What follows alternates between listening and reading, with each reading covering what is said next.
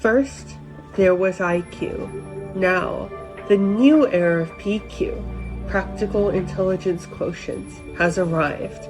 There's no need for a pencil nor paper. It is just you and the 3D PQ world. 100 questions. How many can you solve?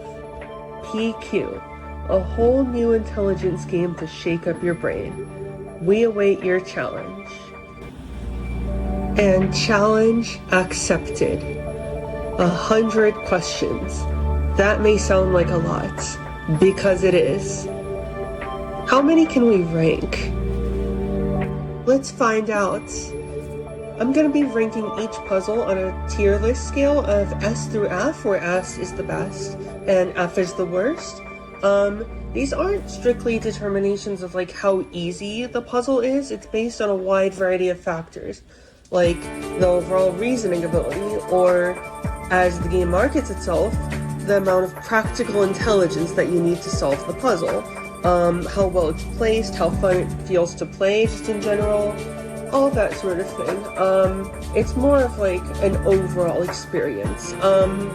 Rudimentary puzzles can sometimes be in the lower tiers. That's not necessarily a bad thing. Like you'll see in this game that we have plenty of tutorial, or what I like to call demo puzzles, which may end up in lower tiers, but that doesn't necessarily make them bad puzzles. A D or E tier is not necessarily a bad thing for a tutorial puzzle. In fact, it may even be a sign of good placement, good accessibility to beginning players, and that sort of thing. Whereas I have much higher standards for the later puzzles going forward. So with that, let's get started.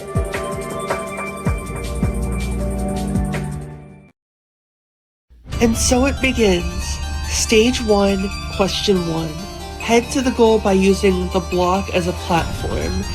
So you see these kinds of instructions at the beginning, kind of very sometimes non-indicative, but at least I think this one is an actual puzzle. Most of the early puzzles, especially in PQ1, are meant to teach you some sort of mechanic, right? Like basically an extended tutorial. Even though the game itself already has a pretty thorough tutorial, it's still like a tutorial built into the main game, almost like a demonstration puzzle, right? And judging by that, this really isn't a bad first puzzle. It teaches you how to manipulate the blocks on a very basic level. It's not trivially easy, right? And it does actually use the concept of heights pretty meaningfully. You have to get from the bottom to the top, and it also teaches you can actually complete the puzzle in 2 moves, not 3, by carrying the third block with you to the goal as you step toward the light. If you don't set that block down, it doesn't actually count. Like, it doesn't count as a move, and it's very useful for you trying to optimize and such. Nothing too exciting, but, D tier. We'll be ranking each of these on an S through F tier scale. Like, I'll explain what's good and not so great about the puzzles, but I would say D is about the best at stage 1 puzzles. Most of them can reasonably afford to get, to be honest, unless they're like super groundbreakingly clever or something, which is more like PQ2's thing. But I'm going to start this one off in D tier. This one's not too bad. It's about as good as we can reasonably hope for our first puzzle.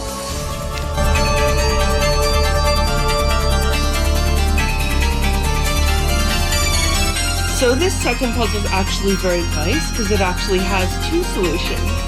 You can either push the second box on the right up by 2, and then you can push the left box down by 1, and then pull the right back by 1 again. Basically, you can push or pull the boxes either way, if you have enough space for them, that is. Or you can just push the right one up by 1 instead of 2, and then pull the left one to the right by 1, then go back around and push it right again to finish. Actually, surprisingly for the second puzzle, it actually encourages some playful exploration. So, you're confined to, like, a small room with a small scale. It's almost like it's, again, I'm gonna put it in D tier just because it's, like, rudimentary, but it's not a bad puzzle per se, right? Especially for so early on in the game, which is just that it's basic, it's rudimentary compared to some of the later puzzles. But you know what, for the second puzzle, this is actually pretty nice.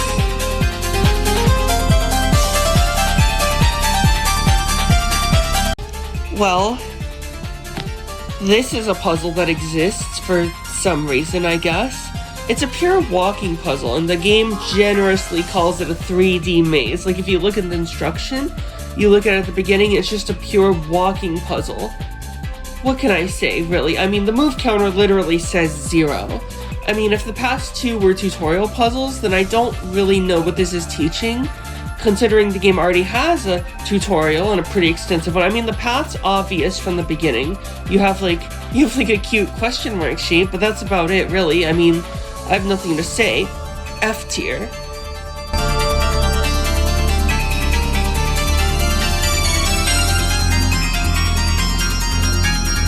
And again, this is a walking puzzle.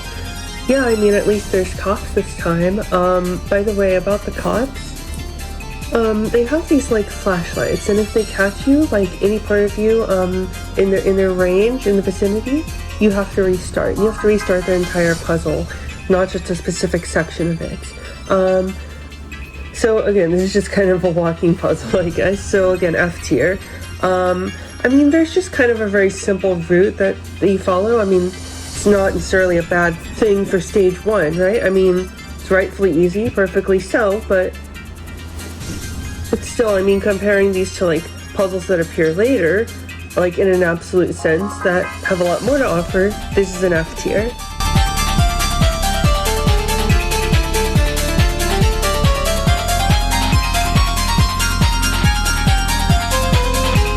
And here we have our first run-in with the dreaded conveyor belts, but truth be told, this one isn't so bad.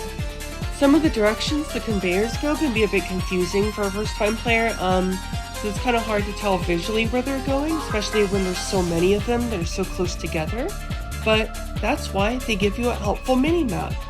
And in the upper left corner, it tells you which directions the conveyors go. Note that you can only take one step at a time per second. That's just how the physics engine in this game works for some reason. It's very rigid. It's very choppy movement style. You step on it and it'll move you one unit or block in its direction that it goes, and then you can move again. It's pretty choppy basically, but it's not something that's unique to the conveyors. It's a feature of the whole game. Get used to it. It does make many puzzles that come later uniquely hard, uniquely worse, or just sometimes both. Something you want to remember for later, especially 110 when we get to that, E tier.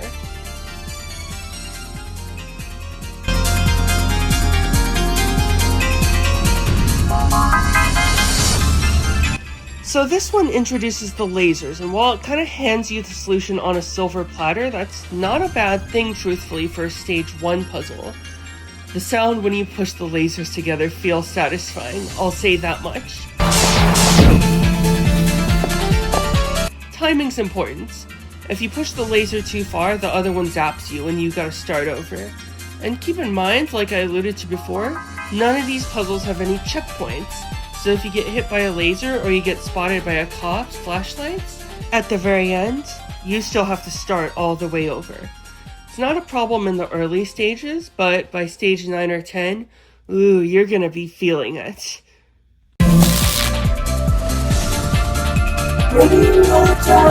I never understood what that sample was saying anyway. Ready, your chance? Ready, another chance? I still can't make it out. It's just the voice samples in this really aren't very clear. They're just kind of like this weird sounding thing. Like if you pass a level, I think it says, your intelligence is proved. Your intelligence is proved. And then if you fail a level, I think it says, your intelligence is very low. Your intelligence is very low. Which is like, that's the most PQ thing for this game to say, I feel like.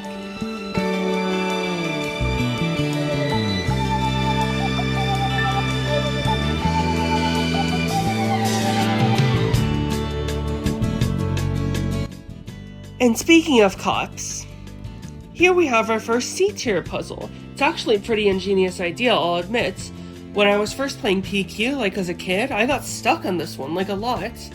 The idea is that you're supposed to pull the big boxes away so the cops can't reach the center platform, and the flashlights won't hit you, but you can also do a particularly skilled basic dodge, kind of by hugging the corners and manipulating the little blocks. the little blue ones that are 1 tall that show up on the bottom are the blocks. It's that kind of openness to exploration that puts it in C for me, which actually is pretty impressive for this early on.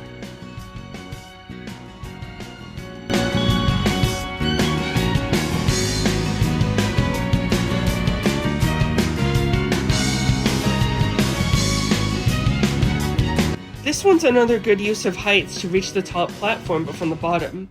Use a box and 2 blocks, and the solution's pretty easy to see from the jump. I mean, I think it's the execution doesn't take long, but still feels satisfying. It's like almost the opposite of a common problem later, like the kind of puzzle that gets frustratingly when you're like, I know what to do. It's just these rigid, stiff, slow controls and movement are making it take a really long time to pull off. But this doesn't have that problem. It's clean, short, simple, and for stage 1, that's honestly one of the better puzzles so far. C tier.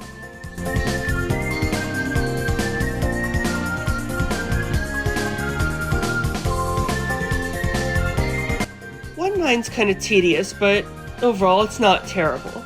You place the blocks down in like a set of 2, right? So you block the lasers, and you do this a total of 3 times. So you put the blocks down, then you pick them up, you put it down a total of 6 times, and you get the idea.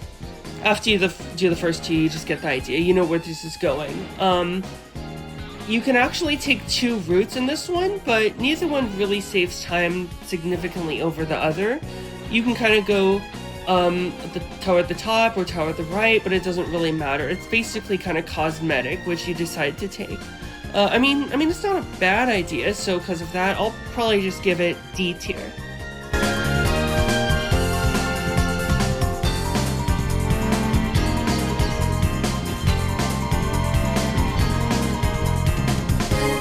And now we have the first of our 10 stage finales, and this is so easily cheesed that it's funny. The game designers probably intended for... Okay, so you have these, like, blocks scattered around the stage, right? And it tells you to, like, solve the 3D maze, which is a very generic instruction, right? But, like okay, you're clearly supposed to go around, like, pick up and harvest the blocks on the stage and sort of fill up the conveyor belt, but... Well, you can actually do, like, conveyor belts, as I think I mentioned back in 1.5, but they work a very specific way in this game, and I've actually seen players get stuck here because they don't realize how the conveyor belts work. What happens is every action in this game takes a second, right? And during that second, you can actually beat the conveyor belts.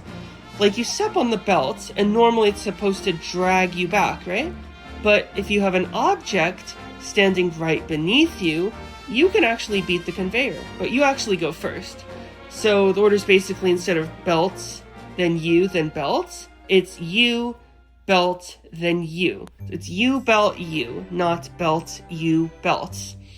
And what they meant for you to do, presumably, is like block off the entire belt, or like about basically, as you can kind of see in the footage here, like all but 1 square of it. But the thing is, you don't have to do that.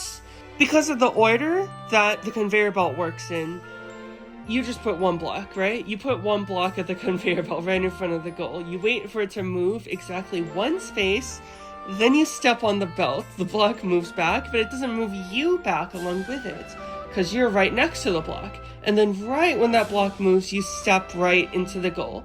So that kind of breaks this level, and even with the intended strategy of like collecting all of the blocks, you're still just going around and exploring the maze a little, which is why this rises into E tier instead of F, but it's still a tedious puzzle, however they meant you to do it. I mean, even the intended interpretation's not all that great, but as is, it's kind of broken, and it kind of makes me question how well they actually tested this.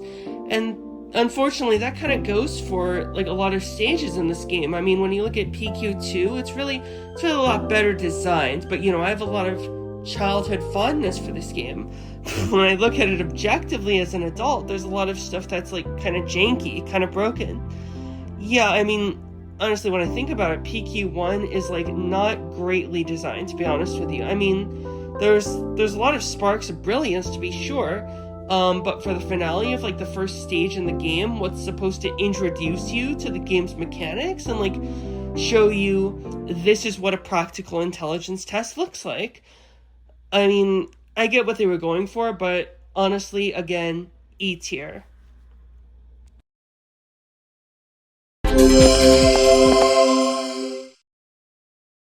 And that wraps up stage 1. So every time you clear a stage, a set of 10 puzzles, you get like this mini results screen that tells you what score you earned in each puzzle. And the score is like a function of the moves, out of the moves allotted that you have left, and the time that I'm going to explain a bit later. But the game tallies up your scores for each level, each puzzle, and then it gives you like a stage score. And those stage scores are added up at the very end to give you a total score, which your PQ is a function of. Your PQ depends on the sum of the stage scores. So it really, in effect, it really prioritizes the more difficult puzzles that take a really long time and have a lot of moves allotted to them. A lot of time that you're given for them. So that's what happens at the end of the stage, and then you move on to the next one. So, on to stage 2.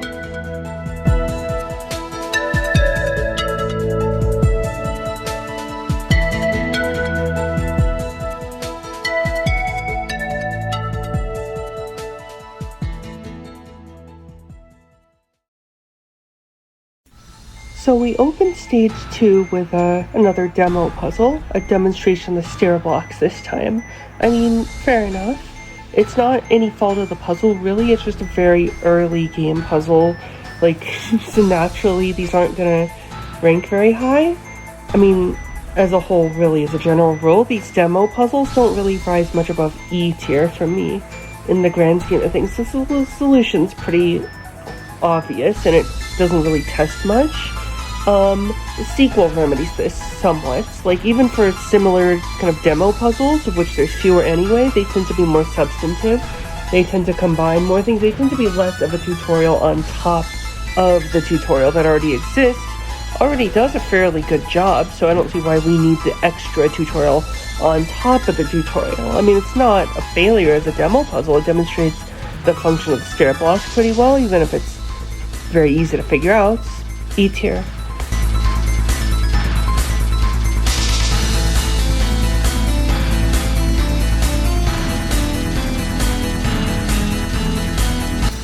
And here we have another demo puzzle for the Switches.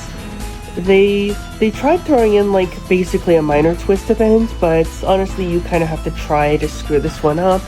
I mean, the first input is basically just you have one switch, and the next one you kind of have two options, but still it's not really much of a choice. You can still see your immediate impact. They give you way more moves than you need. I think they give you like 7 moves or 6 moves to start with, and you can see it in the footage, but I mean, it's really a generous affordance for all but like a few puzzles in the game. So, I mean, they kind of do that on purpose, because once you run out of moves, you basically get 0 points for moves. And it's not about whether you can get points, it's about how many points you can get. It's about optimization.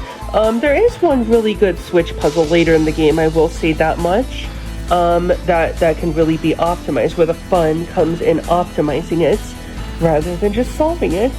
But for now, you know, it's not a bad demo puzzle. It's just a demo puzzle. E tier.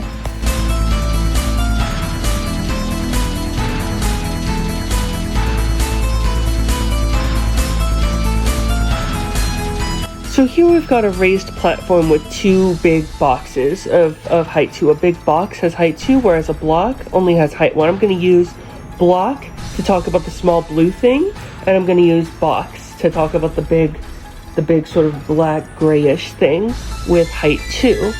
So as tall as 2 boxes with height 2. The first box is just instant, it's immediate, right? But the second one needs to be pushed specifically into the bottom row. And why is that? Because all the other rows have an odd number of empty spaces. The gap width, as you can see on the mini map, they're either 1 or 3. But the boxes are too long. There's actually a surprising amount of object permanence here for such an early puzzle, right? I mean, you have to judge that, oh, this can only fit in the bottom row. This can only get me to the other side if I fill in an even number of spaces. But ultimately, doesn't quite rise above D tier for me, just because the solution's so obvious.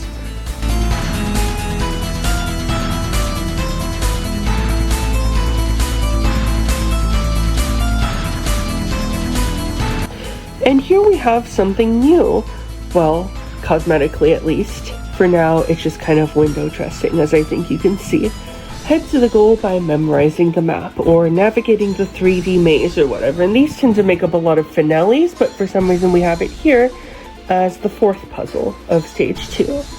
Memorize the map. I mean, if you look at it, you only need to look at it once. You look at it the first time you solve it, and then you never need to look at it again. In fact, I can tell you what it is right now. It's right up. It's a pretty simple demo puzzle. Early game, most of the rooms are empty. Whatever. It's there. It's inoffensive. E tier.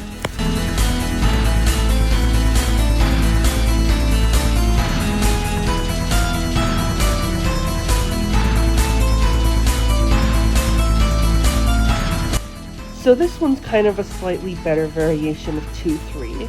You basically have a box in front of 3 small blue blocks, and you have to take the small blocks out of the way first. And you can't just push the box directly from lower ground, you have to do it from the same elevation.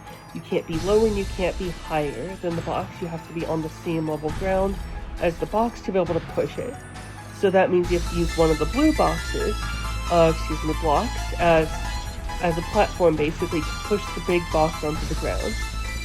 You can't really screw it up though, since you can't accidentally drop blocks into lower heights like you can in PQ2. You can drop the small blue blocks, but you can't do that here.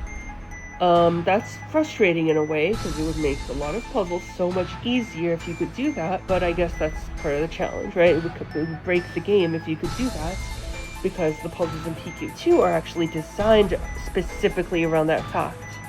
But on the contrary, they're designed around the opposite here. It's not bad. It's just, again, kind of simple. Good for what it is. D tier.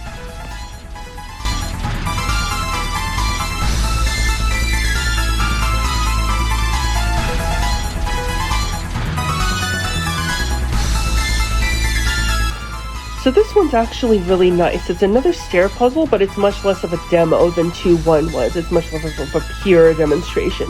It starts you off with like this clever arrangement off to the side and one little, like, obvious like stair step piece, right? You think you can just carry the 2 stairs that look like they fit perfectly as one unit. You just lift the whole thing up from the bottom, right? Nope. You gotta separate them first, and then you put them back together correctly, or else you can't climb up the stairs. Yep, your avatar, the little guy you're controlling, he's finicky. He's surprisingly finicky. You can only climb up stairs that are arranged perfectly. You can't have one little stair pixel piece out of place, or he just stops and he doesn't go up the stairs. He refuses to go up them, like some sort of nitpicky building inspector or whatever. And then you have the conveyor in the middle, which makes it basically so you perma-send your stair blocks up the conveyor. If you screw up, you gotta restart, because there's no way to get them back. Again, like with something like 110, many first-time players get stuck here, and it's probably for good reason. I mean, the stairs are kind of such discrete objects that it's not really the most intuitive all the time how they fit together. You'll see that a lot with later puzzles in this game, and they tend to be difficulty spikes, the stair puzzles, like, especially late game, they can be really frustrating. I mean, granted, maybe I'm not just the biggest fan of stair puzzles, objectively I can recognize they're pretty good for what they are. They're pretty good examples of reasoning in this game, and considering some of the other puzzles in this game, what I kind of, at a stretch, call puzzles, right? That's pretty good, right? I mean, that's not super high bar, but this one kind of goes over it. Yeah, I mean, for stage 2, this is probably the most actually reasoning intensive puzzle in the section, to be honest. B tier, best so far.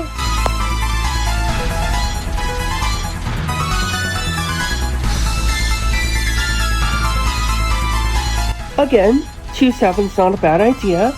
You start off with 2 blocks, and the presence of those kind of falsely suggests you can block the first laser with them, right? Which you can until you realize you need at least one of them to get onto the higher platform to actually push the box down, because you need that box to block the second laser. You can't block 2 lasers with 2 blocks. You would need 4 blocks for that, or you could just push the box down, which you need to do in this case, and then from there it basically solves itself. Once again, though, that's not a bad thing for stage 2. It's just that it's early on and it doesn't really present much with that idea, so D tier kind of fights the facts. But D tier, I should just take a moment to clarify, doesn't mean bad. Neither does E tier, really. It just really, some D tier puzzles are rudimentary. They're kind of too rudimentary to qualify for C tier, but that doesn't make them bad puzzles. Tutorial puzzles serve their purpose, right? I mean, or a puzzle, or a demo puzzle, or a puzzle that's like, okay, you get the idea, right? You just kind of make a move or two and you get the idea. They're supposed to be simple puzzles. That's part of good game design. It leads in naturally. It kind of gives everyone something to get their feet wet with. So D tier, but not a bad D tier.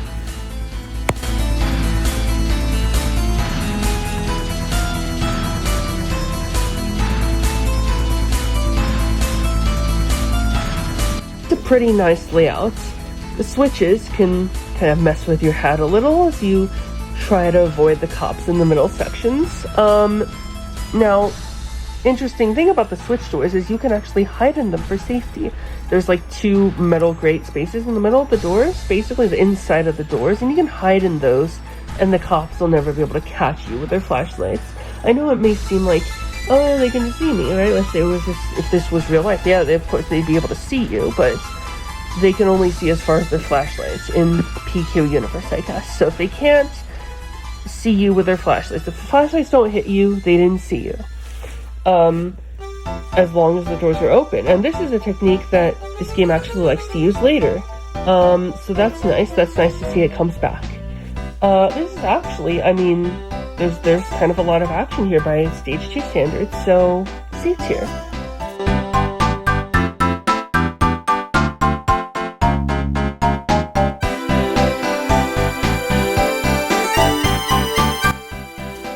And then we have 2-9, which is pretty simple and elegant. The idea is that you've got to pull the box back, not push it. Don't push it or you'll block the path and you'll make it unsolvable. It basically, it's a neat little compact lesson here. It teaches you not to rush. It basically teaches you impulse control, right? Think carefully before you act. Think before you act. Although the puzzle itself is very easy, I do appreciate that nice lesson there. So I would say kind of low-ish C tier considering its relative placement. It's not exactly some huge statement puzzle, but it's not trying to be, so C tier seems fine.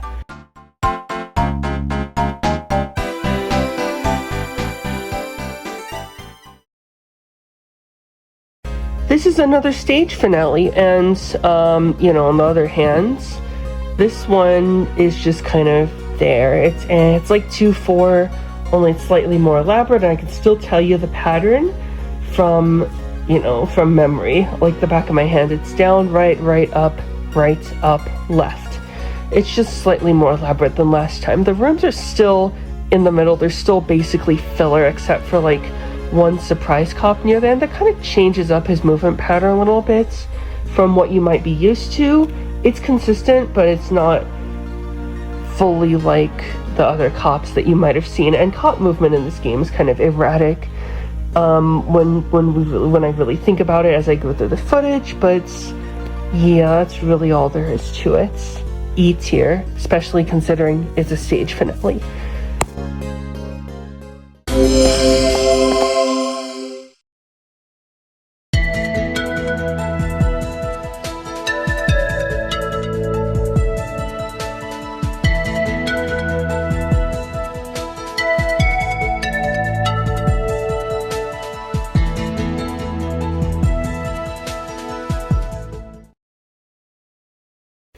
And here we have our first weight puzzle to start stage 3.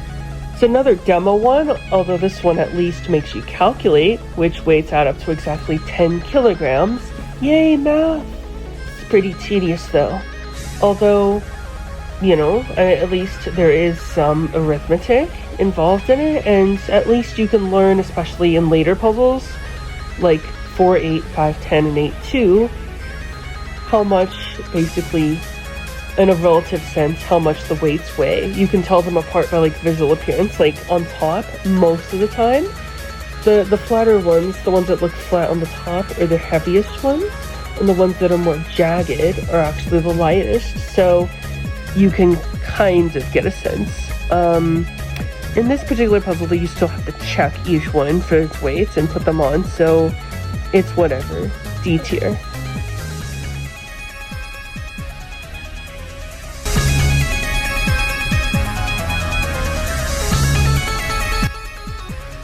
And now we have a bit of a disappointment. This one introduces the escalator mechanic, and it doesn't do anything with it really. It's just another walking only puzzle. And to add insult to injury, the escalators slow you down. You can't even take a step while you're on them. You ride them out till they're over. Also, there's like a couple dead ends, and if you go into one of those, you gotta retry if you take them. But you really have no reason to, because let's face it, the solution path's obvious from the very start. F tier.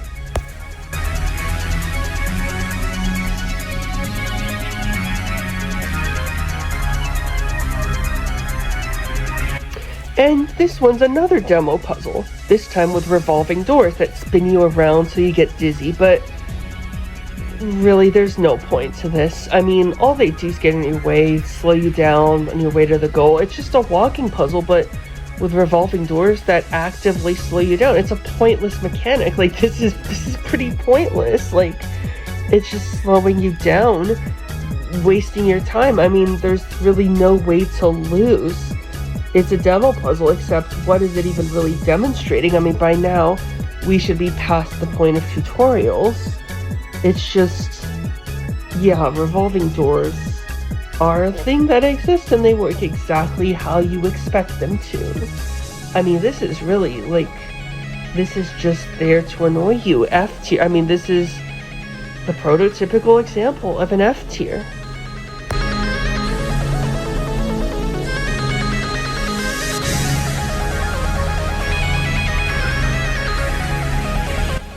Yet another demo. This is like the fourth one in a row for some reason with this stage. And this time it's with flashing directional arrows. Basically, you have a screen that shows you a bunch of directions, rapid fire. Like, it flashes them at you multiple in a row, in a few seconds. And you just wait for it to restart and then follow what it says. Although, the invisible room that you go in, you open a door and then you can't see where you are. You still have a mini-map, and it's small enough that you can sort of like spidey sense your way around. You mash buttons, you feel your way around, and you can still win with plenty of time to spare. I mean, it comes back as the stage finale, 3:10, but honestly, the time limit's so generous most of the time that, like, it doesn't even really matter. You're just trying to do it as quickly as possible, but really, any optimization here just kind of pales in comparison to, like, improvements that you make later game, because those just kind of completely overshadow what you do here. So, E tier?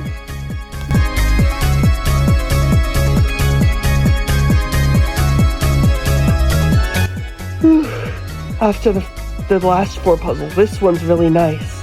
This is really refreshing, because you start with a single box and several blocks, right? And the game clearly wants you to make a staircase, but how do you push the box down without filling the crevice with it and trapping yourself, basically, making the puzzle unwinnable, you might ask? Well, easy. You keep the elevation the same by basically moving one of the blocks they give you in the top over to the other row. So that way, the box stays on level ground the whole time till you push it into the actual it's supposed to go in, and then you have a staircase that you climb down, and then you win. It's a really novel idea for stage 3. I mean, it doesn't overstay its welcome. It has a later counterpart. This game tends to, like, have a sort of thing. It has a contractual obligation, basically. Now Pro had to market, and they had to design 100 puzzles, so naturally it feels like a contractual obligation. You you start to see a lot of repeating ideas later on, and this one has a later counterpart in stage 7 where that happens. But as for now, I mean, it's a fresh idea, it's executed well. A tier.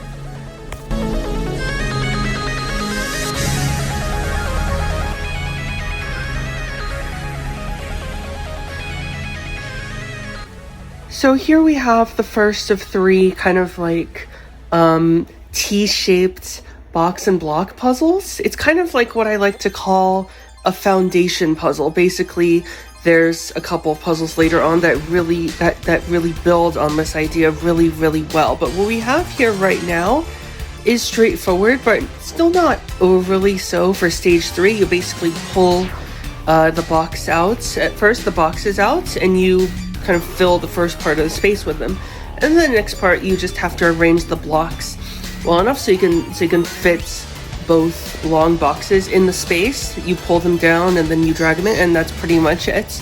Mostly you just kind of follow your nose, granted, but clever techniques still work here that I'm going to talk about later. It's a pretty good sandbox to test future techniques on before they start having consequences, all things considered. I mean, this is a pretty good foundation puzzle. B tier.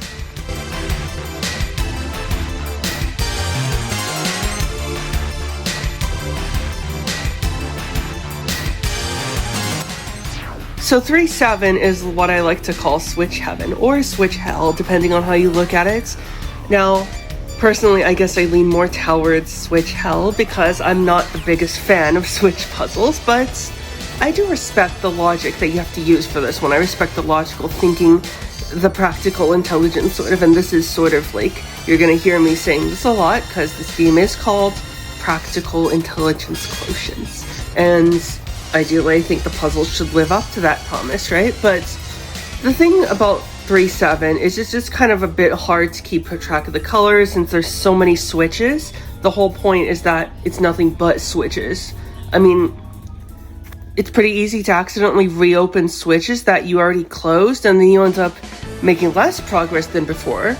I mean, that can be frustrating, but not that it's inherently bad design. C tier.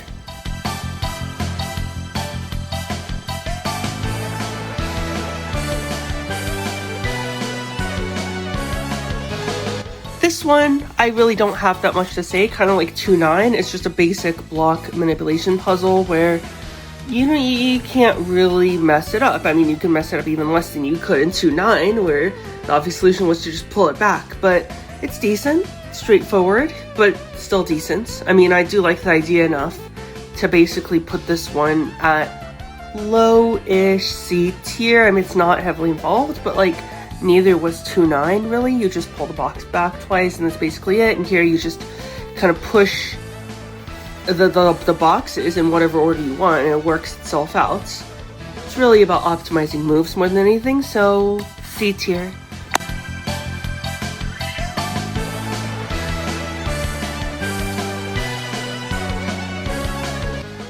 So here we have, and usually I just say the letter ranking at the end, but I'm just going to go ahead and do it now. This is the 3rd C tier in a row. And you're probably thinking, wow, this stage looks pretty complicated, pretty intricate, pretty nice. I mean, surely this has got to be B tier, right? Not really, and here's why I say that, because it's just kind of, when you play it, it's one of those stages that looks better than it actually plays, right? It's just, the level builds itself around symmetry, right? It looks pretty cool. I mean, I'll give it that. You look at it and go, yeah, this is pretty cool. But then, you know, the idea is basically that you got to rearrange the stair blocks, right? They give you a staircase made up of stair blocks, and you have to rearrange them to get to the other side with a bunch of weights on it. The thing is, you have a weight door blocking you at the very start. That's what's blocking you for just simply going to the goal. And what you have to do is put the right amount of weights on that scale in order to like open up the path to the goal.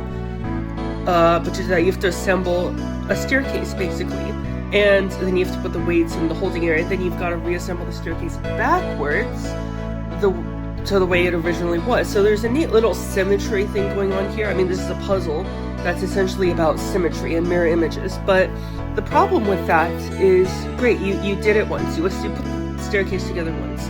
Now do it again, but reversed, but mirrored, to get back to the left side with the weight door.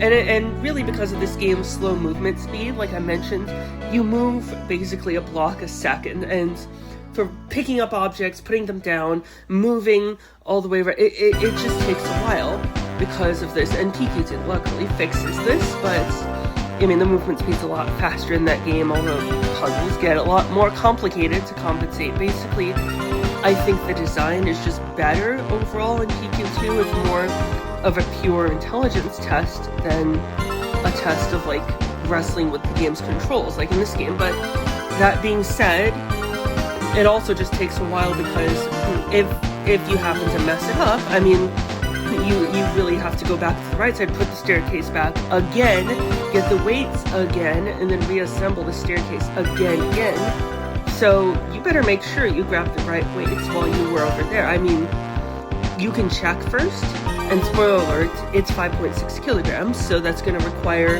I believe, a 3.9 and a 1.7 in this level. So you should do that before you go over to the right side, otherwise you might end up wasting so much time that you might as well just quit and start again. And that's the thing about this game in particular. When you reset the level, when you retry the level, when you get hit by a laser or a cop or whatever, it just starts you back at the beginning, and you don't get a refill on your time or bonus or moves left. So, okay, that's kind of fair psychometrically, right? But when you press quit game on the menu, and you go back, and then you press PQ test again, and you say you want to resume from where you left off, it starts you at the beginning of the stage, but it actually resets the bonus and everything. It tops you off, so it's as if you got a fresh start. I know a lot of reviews back in the day mentioned this, and it is a pretty cheap exploit, but hey, it works.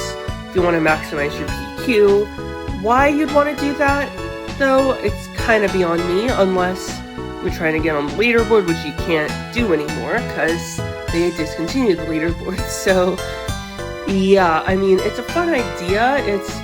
It kind of threatens to be elegant a little, almost, with the symmetry, but it's just too tedious in practice to really rise above C tier for me.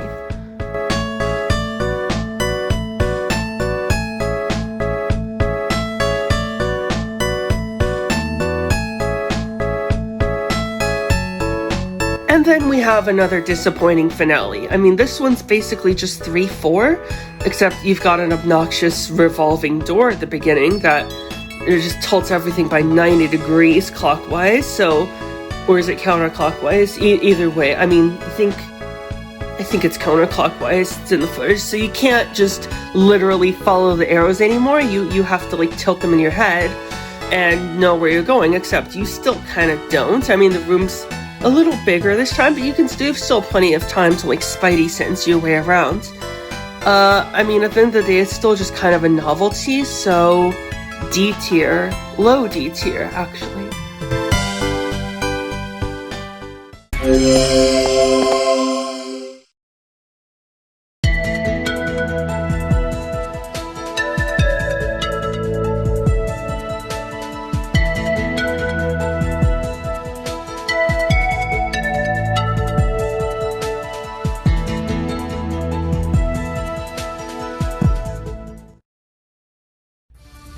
And here we start stage 4 with, ooh, another walking puzzle. That's not a great look. I mean, I guess I'll just reveal the ranking right now. I'm gonna put this at E tier, but it's a walking puzzle, so why not F? Why not F tier? Well, I will say, I will give it this. The pattern does make you actually think a little bit, what with, like, sort of teaching you to hug the corners around the cops. And the solution is to actually hug the cops by the side. You want to walk sort of like to their right, like you want to actually touch them, sort of, so the flashlight can't actually hit you as well, just because the way the geometry of the flashlight works. It's like sort of, you can also take advantage of the middle space too. It's sort of counterintuitive to what you might expect, which bumps this slightly out of F tier for me. I mean, there's a later puzzle, 7-7, that uses this idea somewhat, just not as well, and it's like, much later game besides. So that one's more of a high F than a low E. Spoiler alert, that one's an F tier. But this one, I'm gonna go ahead and put it at just barely E tier.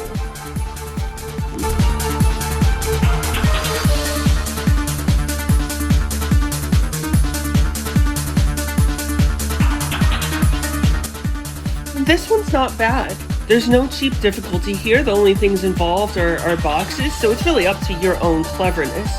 I mean, there's plenty of fun to be had here trying to optimize the number of moves you need, since the bonus, the huge ticking number that's going down, that's what ultimately determines UPQ, or at least the sum of those, like I mentioned earlier, I think. And the bonus for each question or puzzle is calculated as moves times 1,000 plus the time left in centiseconds, or I guess just the time left in seconds times 100. So if you can save a move at the expense of like less than 10 seconds, it's worth it to make that optimization, to make that trade-off.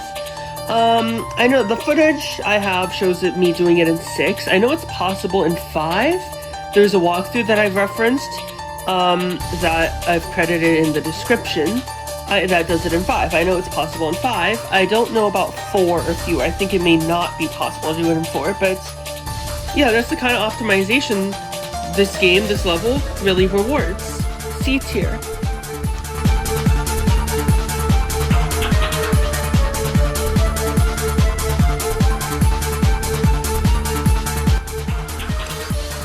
And now we get to 4-3, and actually, admittedly, this is a pretty good level. I mean, it's fairly small, but that's sort of what makes it work. The idea is you have to push one laser just right, and then go onto the other side to push it the rest of the way, because if you push the laser all the way, you just keep blocking the exits. So you have to balance them, sort of, and you have to use the tall block pillar as like a wall, almost. You can't lift it, because it's like 3 tall. So you just use that as a blockade, basically. And that same technique really comes in handy later. So again, I think this is a good sort of foundation puzzle without explicitly being a foundation puzzle, kind of in the same way as, I don't know, as 3-5 or 3-6. So I'm gonna go ahead and give this a moderate B tier.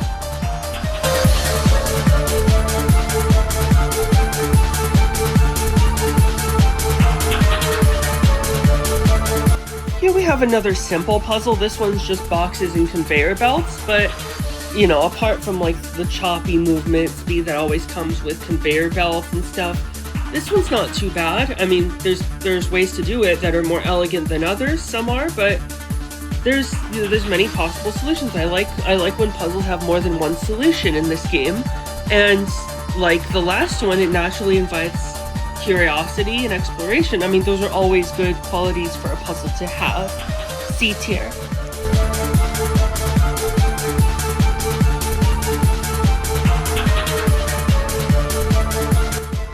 Like the last one, 4-4, 4-5 is, again, surprisingly open to playing around and exploring, and it's pretty intricate too at that. I mean, this is where you can really start to see some of the nuances of like cop behavior in this game, specifically like turning behavior. PQ2's tutorial actually is a lot better about this than PQ1's, but if they hit a wall, they always turn left. They're supposed to turn left. I say supposed to, because in the footage you can see the cop turn right. So that's just a small problem there. I mean, it just kind of goes against what the sequel tutorial explicitly tells you, that cops always turn left when they hit a wall, but I don't know, especially as we'll see later, the cop AI just seems to be very erratic in PQ1. Whatever, it's not that big of a deal. I mean, the box manipulation itself is pretty easy, especially if you're clever about it. Like, you can optionally, like, remove some of the small blocks beneath that the staircase. You kind of take out some of the small blocks to mess with their movement, throw them off for a little bit, but it's not really too necessary. You can still evade the cops totally fine on the top. I mean, basically, it'll keep the flashlights away from you for long enough that you can head to the goal either way is fine. You can use a box to block, it's fine. I do like that open-ended creativity, kind of like you had with 1-7. So in a way, I guess that can almost retroactively be considered a foundation puzzle for this, if you want. See, actually no, I mean, this is more like a B. This is a B tier, I would say.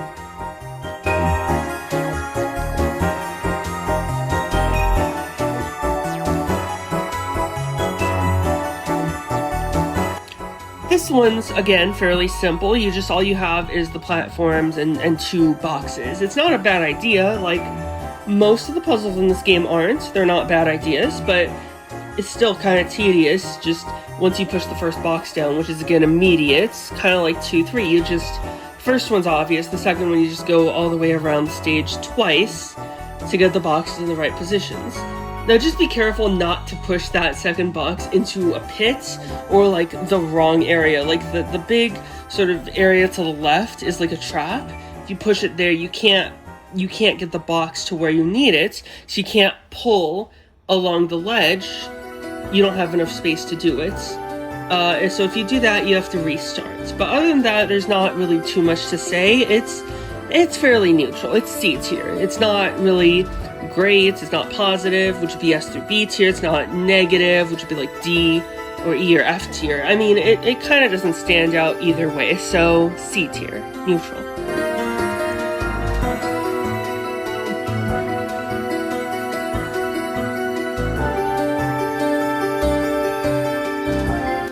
For 7, there's a surprising amount of fun playing around.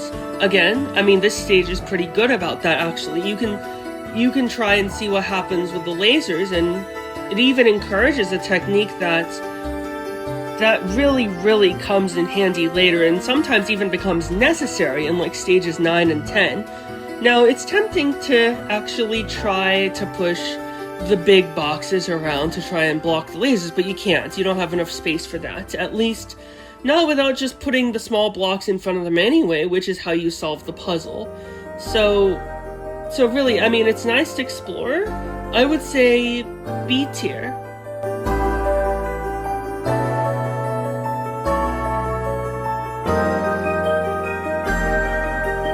Woohoo, now we get to the good stuff. This is the first puzzle that truly stumped me as a kid. And when I say stumped, I mean I actually could not solve it. Like, I actually had to skip it and through the menu and stuff. But 20 years later or so, I mean, I think it's the first puzzle that actually feels like it has this really glorious sense of, I don't know, like sense of scale and vastness. Like if you sit at like when the question's loading in and you don't press anything, you actually get to see the camera pan all the way to the goal, and it looks really awesome. Like it feels like the stage has a sense of scale.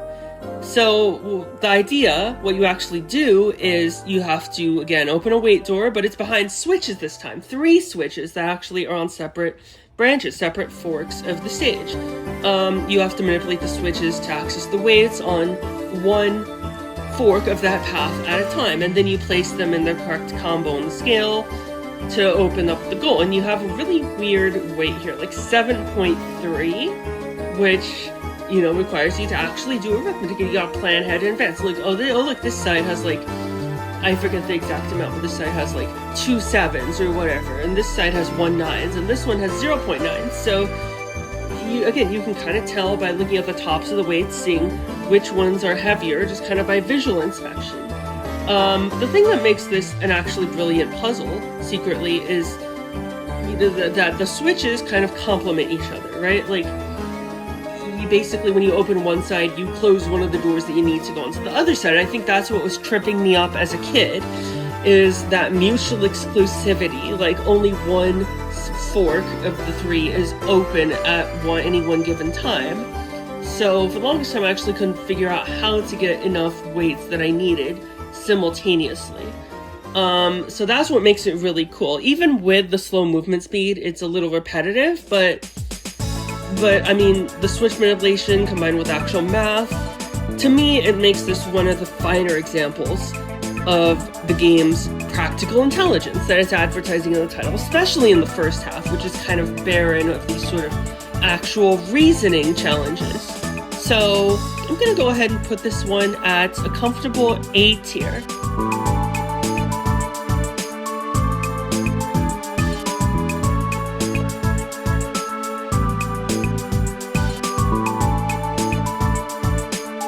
And then you have 4-9, which is nothing too special, but it's nothing offensive either. I mean, speaking of sense of scale, I do like the climbing. Basically, when you let the camera pan to the goal, it pans up vertically, and it shows off the game's sense of heights. Great sense of vertical scale there. And granted, this level, unlike the last one, kind of plays itself a little bit. Like, you see it and you just kind of immediately know what to do. There's no real part that trips you up necessarily, but the middle parts does have a bit of creativity with, like, how do you get the big box down? Basically, you need to preserve enough blocks, and then you need to have at least 3, and you need to push off the box at the top row, otherwise you can't reach the goal. So there's a little bit of foresight that's needed there, but otherwise, I mean, it's alright. It's C tier. It's pretty much the perfect example of a C tier.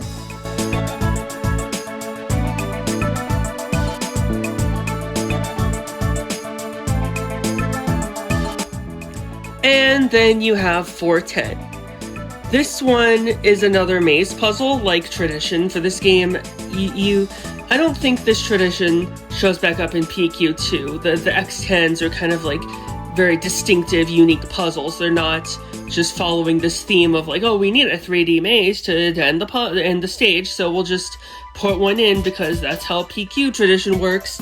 Like, this game has really this sort of problem of like, bigger is better, more space, more empty rooms. I mean, and gimmicks. Basically, there's a gimmick here with the revolving door at the beginning, and it means either you have to hold the L or R button down the whole time on hardware, original PSP hardware, or you just kind of deal with an inverted map, right? You invert the map in your head, all the directions get inverted, basically.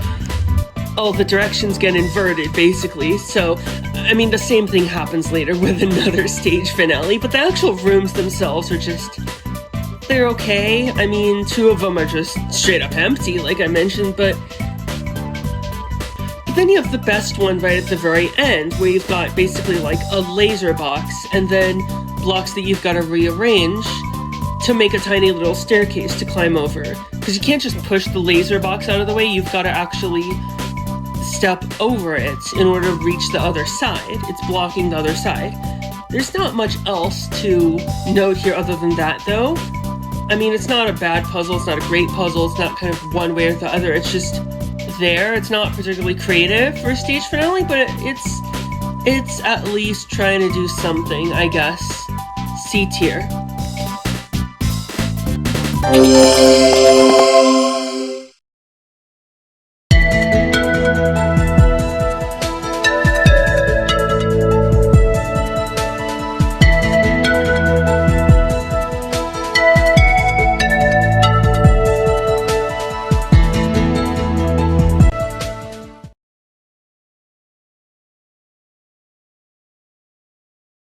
And now we start stage 5 with a surprisingly difficult staircase puzzle. Yeah, I mean, this one is definitely great with reasoning. I mean, requires a lot of insight as to like which stair pieces fit in to which sort of like holes in the stairs, and everything has to be oriented perfectly. It's a difficult, challenging puzzle. It's a difficulty spike. It's so much of a difficulty spike that actually it would be A tier if it weren't so frustratingly misplaced. I mean, I respect the idea behind the stair puzzles in general in this game, even though I'm not very good at them. But what's frustrating about this is that I'm gonna just invoke a very specific childhood memory here. Like, this game has a stage select feature, right, where you can go back after the test and replay any stage that you want, as long as you completed all 10 puzzles in it. But here's the problem. I couldn't beat 5-1. I couldn't beat this one for the longest time, so I could never replay stage 5 in stage select and practice it. I could never practice stage 5. And what's more, fun fact, I actually used to listen to the music this way before, before we had like online rips of the soundtrack and everything. I used to just go in stage to like pause the game, listen to the music that way.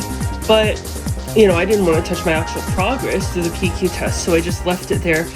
But I couldn't do that with stage 5. I couldn't listen to its music unless I was in the PQ test, just happened to listen to it until I beat 5-1, which I never did because this is a tough difficulty spike. I mean, it's just you have to, the way you have to place the blocks, they give you like blue blocks and stair blocks that have to get put together very specifically, and you have to actually raise the height of the stair blocks to like reach so high up that it just felt like the vertical sense of scale is a blessing in some places and it's a curse here because it felt so unreachable especially to little kid me when I was like, how the heck do I get up so high there? This feels impossible, and that only psychologically reinforces that it's impossible, So I think the actual puzzle design is A tier.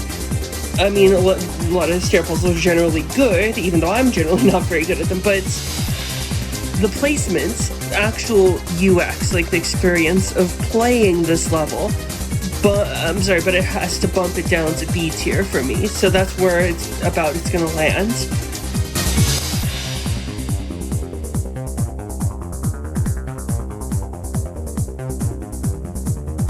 And then on the other hand, you have 5-2, which is much easier. It's pretty nice, actually.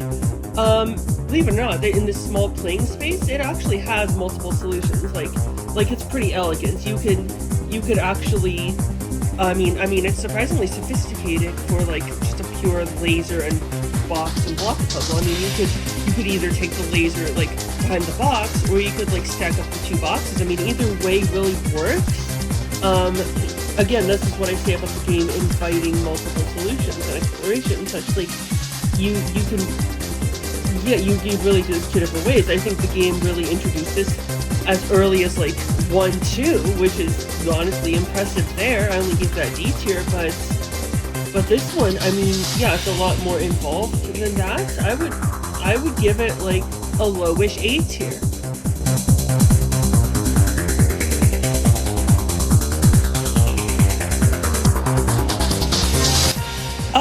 Hey, look! A puzzle that actually uses escalators creatively. Who would have thunk it? Well, the idea is that basically escalators have this quirk where if you put two different objects on them, like either boxes or blocks, that stops the escalator from going up. It's kind of weird that two blocks stop the escalator, but one big, huge box doesn't when they're the same heights and like the box is bigger mass, but whatever. I mean, it's an idea that they use pretty effectively later on in like puzzles like 7-8 or 10-7, where, to be honest, the use of escalators in 10-7 is much better than in 7-8. But anyways, you have to get the box on the right out of the way, so that's going to move you up, without also trapping yourself going up and getting yourself zapped to death by the laser, right? You have to take the boxes off from a very specific position on the right, or you'll end up trapping yourself. But if you remove the box that's like closer to the inner side on the right, if you wait till remove that second, then you can do it properly. And this is really about careful understanding of like the escalator mechanics, basically. So it's not a hard puzzle. It's not a super intricate, involved puzzle. It doesn't really have multiple solutions or anything like that, but you don't have to like do anything tedious here. You don't have to go all the way down to the bottom level or anything like that and push the box back up again. I mean, you can't push it up an escalator, but I mean, this isn't bad. This is like a high C tier, honestly. I mean, it's kind of a one-trick pony, but so is the next puzzle.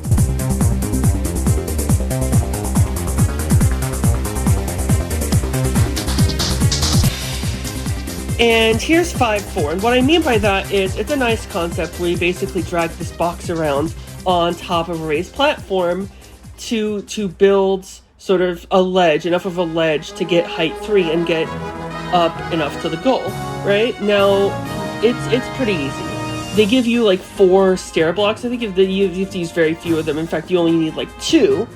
But I do like how the level sort of makes good use of that box, right? I mean, it's pulling and pushing along a platform, which is an idea that they use they put to good use later with levels like 9-4, where you're basically navigating a box through the top of this entire like huge 3D maze.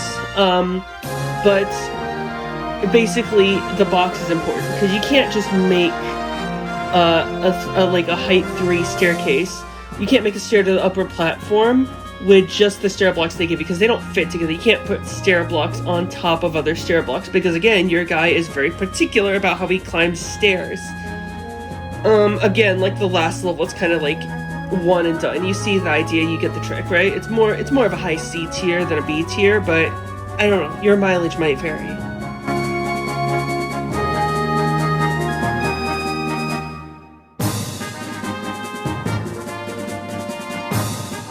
And then we have 5-5, which I don't particularly like this one, to be honest. I mean, again, your mileage might vary. You might like this one more than I did, but my problem with it is it's just kind of like 2-3 again with escalators on both sides. So you can like shift around the box to the middle and this stuff, but it's not particularly fun to play, honestly, besides the fact that you gotta like shove the box 3 different times to get it onto the other side because the box is in the middle or positioned kind of weird.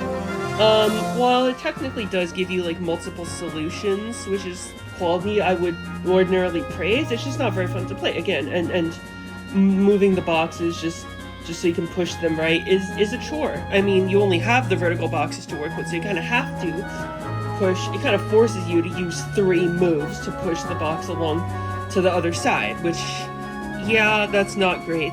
D tier.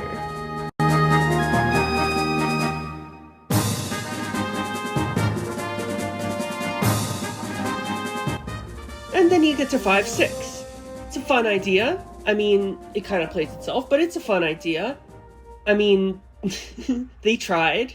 It's just that there's too many blocks to pick up and drop in another place. It's tedious, but it's kind of tedious almost by design. In fact, it's kind of weird for me to say this, considering how low I tend to rate the more tedious puzzles in this game, but it's kind of fun because of that, strangely. Like, you can almost feel some sort of catharsis that you kind of get from like cleaning your room. You can feel a sense of progression as you're clearing the path down to the ground and like sweeping the blocks out of your way. I mean, it's still not enough to really rise above C tier for me, but that's about where I'm gonna put it. I mean, the actual puzzle's pretty simple. It's simple enough to understand. It's very accessible, which is not a bad thing for this stage, and it's just the tedium that keeps it from rising to B tier for me, so C.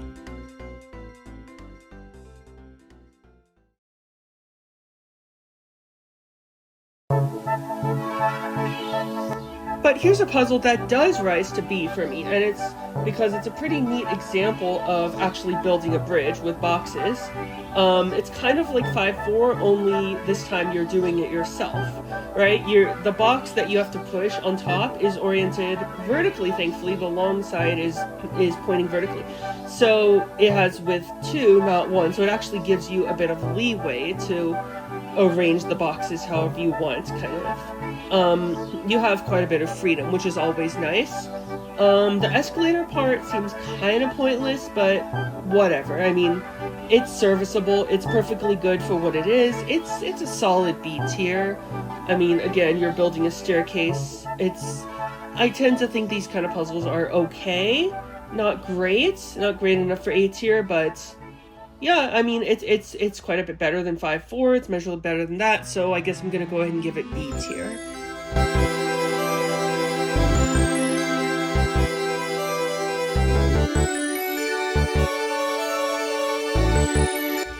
This one, on the other hand, is just kind of boring. You have lots of waiting around to do in this one. You basically, how it works is you have a bunch of split off sections, and you have a conveyor belt in the middle that's taking you around on like a mini tower of like 2 blocks. You have the blocks, and you stand on them to kind of ride it around, almost like a bus. This is basically a public transport simulator. I mean, there's another example of this. There's a slightly later level where this comes back with a vengeance, basically. It's nowhere near as bad as that level, but I mean, the actual puzzle, you just kind of push a few lasers around, you carry blocks, and okay, you get the idea. You gotta block the lasers with the blocks. I mean, you can optimize it a little bit, but it's really not too fun to play. It's like one of those, you just get the idea and you're like, okay, I get it now, and now I just gotta wait for this stage to cooperate with me. I gotta wait for this conveyor tower thingy to come around on the next revolution. And again, this takes place in a 5x5 subgrid in the middle, and the perimeter's like, well, I mean, it's like 16 blocks long, so you gotta wait like 16 seconds for it to come around again if you miss it. I mean, it probably would be more fun in PQ2, but even then with increased movement speed, but even then the actual substance is just kind of like, it would only make it marginally better, if anything. I mean, it's just kind of a bare puzzle. Again, it's not as bad as the later example, but still not really enough to justify going above a D tier for me.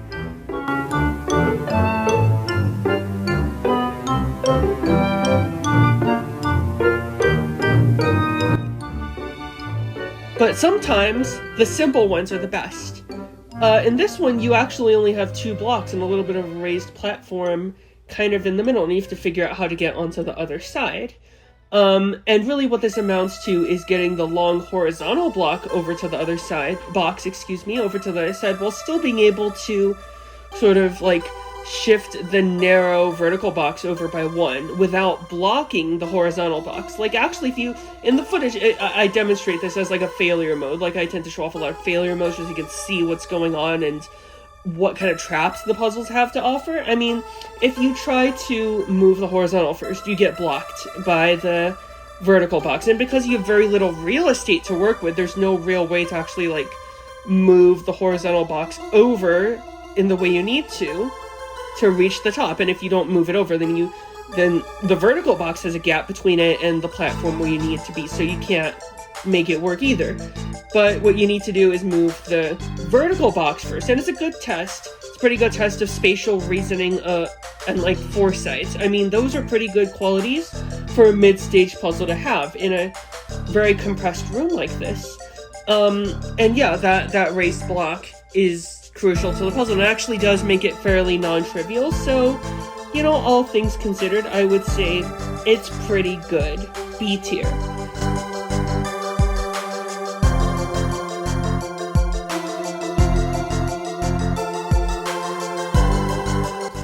But then we get to the finale of this stage, 5-10, and the halfway point of the whole game. And honestly, for such a milestone, I mean, this is fairly disappointing as a halfway puzzle. I mean, you've got the conveyor, you've got the weights, you've got the Invisor room again, but it's all just kind of bloats. It's bloated. It feels like a bunch of unnecessary gimmicks stapled together, and that sadly makes it more tedious than it should be. I mean, ultimately, it's just another find the right combination of the weights, and you can tell by the way they look on the top. Again, once you know what each of the 3 weights are, I mean, you're pretty much done, because if you stepped on the weight scale beforehand, before going in the Visor room like you should have, then you know what to put on. It's 19.8, they total 27.5, so you just put on all but 7.7.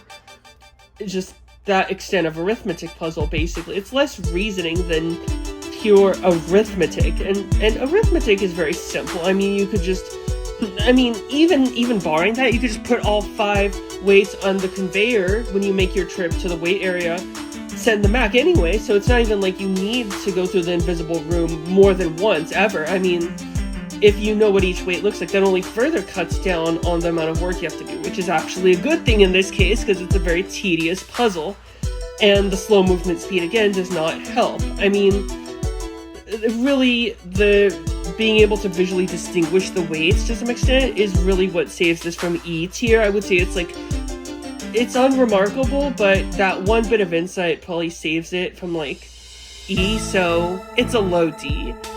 And with that, we're done the first half of the game.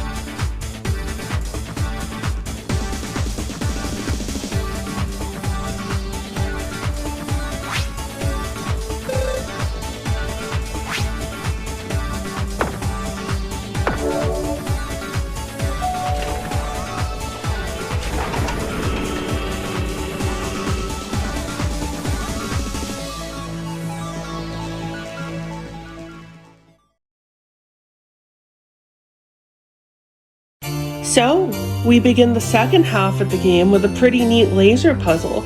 Head to the goal by blocking the laser beam with the wall box. The laser beam, singular. Interesting instructions. But, all seriousness, it's a good start to the second half. You've got to use the fact that the box is 2 long, while the small boxes are only 1 long, so it's actually a pretty good use of object permanence. I like how it says the wall box, because actually, that's kind of the trap, right? If you just go gung-ho and shove the box in front of the first laser that's only 1 wide, then you only have 2 blocks left, and you can't use them to block 3 laser beams. I mean, you can actually only block 1 of them, right? But you actually need to use strategic thinking to use the blocks first, and then the box, and then the blocks again. So that way you can actually block 3 times.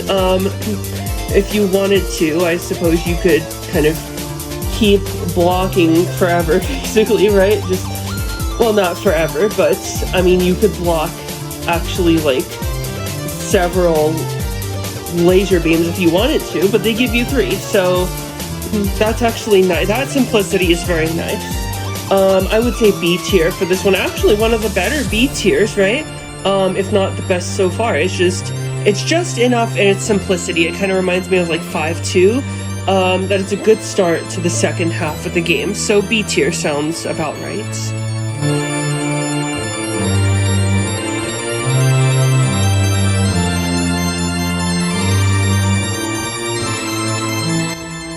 Here's a puzzle that does something interesting. It actually combines the weight mechanic, which is decent, with the cops, which are fairly annoying, as always.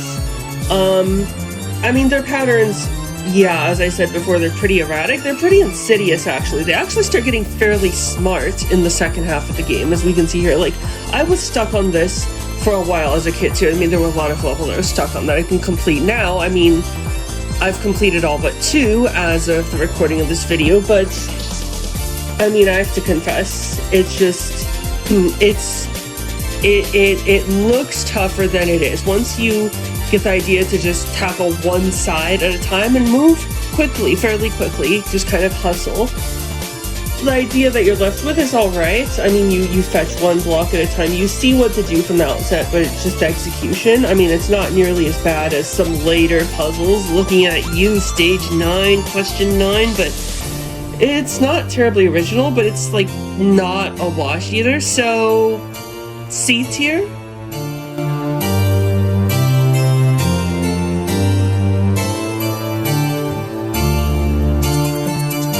And here we have a more elaborate version of 3-6, where it's not nearly as easy to follow your nose this time. This time you've actually got to make some really creative use of the starting space that you've got, because you've got to fit 2 boxes there, right? But it's only 3 by 3, so if you try to just pull directly, then like you end up getting stuck, because then you don't have enough space. So what you've actually got to do is take advantage of the very beginning part that you've got at the beginning, before even the 3 by 3 part comes up. It's the horizontal part with a bunch of space there that you might think is fairly pointless, but that's where you'd be wrong, because this is, as far as I know, the first time the game wants you to use what I like to call the place blocks in advance, or advanced block placement, ABP for short.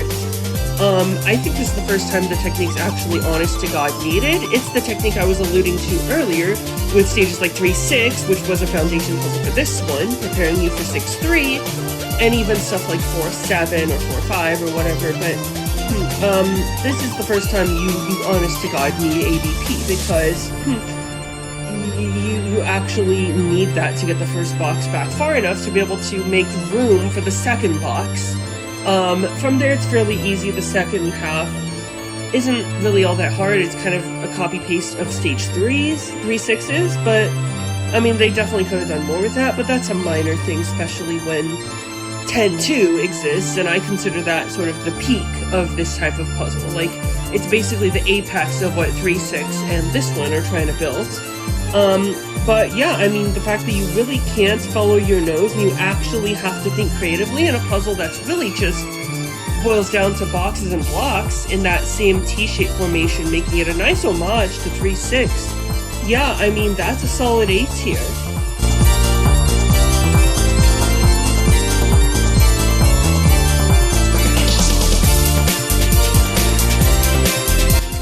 And 6-4 is another good idea, or at least a decent one.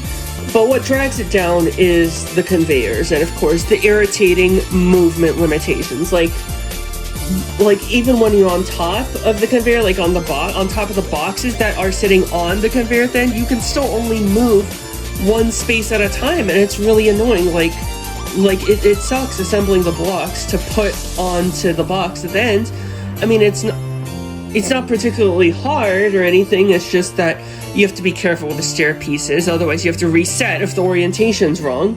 But it really shouldn't be a big problem. I mean, you just can't climb onto it sideways, but that's really about it. I think there's a couple of unused pieces, actually. They could have done more with this. Maybe give you one more piece and make the platform they have to climb onto one taller, but other than that, it's alright. C tier.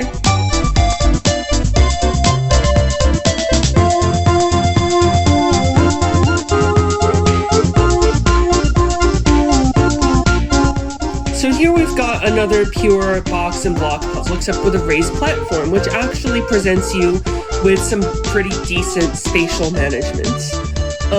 You need to reason that since you can't pass under the box, you actually need to wrap around and put the block on the other side. Other than that, it's not terribly hard. I mean, for stage 6, that's fine, honestly. We're still only mid-game, still just barely over halfway through, and it's not a big problem that it's not particularly hard.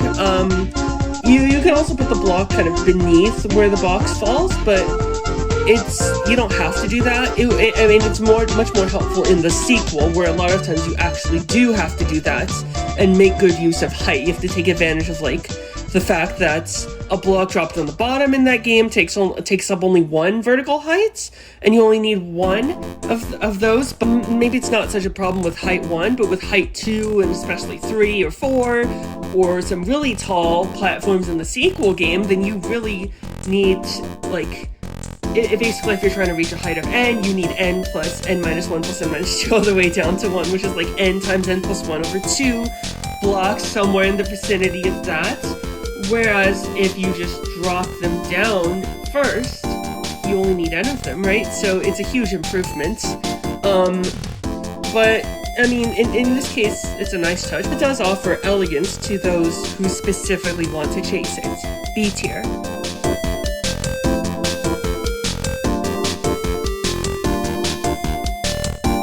And then we get to 6-6, which is a surprisingly excellent switch puzzle. It's maybe one of the best puzzles in the game, in fact.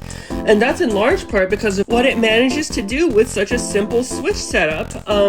Basically, you need to keep just the right colors open at the right times to pull the box in one quick go. What makes this really interesting is that it's not so much about whether you can solve it, because that part's pretty easy. It's about whether you can do it in the fewest moves possible, the fewest number of switch presses. I know this is kind of 3-7 to an extent, but in this case, it's a lot more elegant, it's a lot more clean, which is why I actually put this at A tier, because it invites playing around with the switches while not also making it frustrating or confusing when you revert back to the progress you had a minute ago, right? I mean, it's also that every move costs you valuable bonus points too, so it's fun. In practice, it's fun playing around with the optimal solution, as long as you could play one puzzle at a time, which you can't. This is an issue I'm going to get to later, a lot later, but, you know, we'll cross that bridge when we get to it. So, A tier.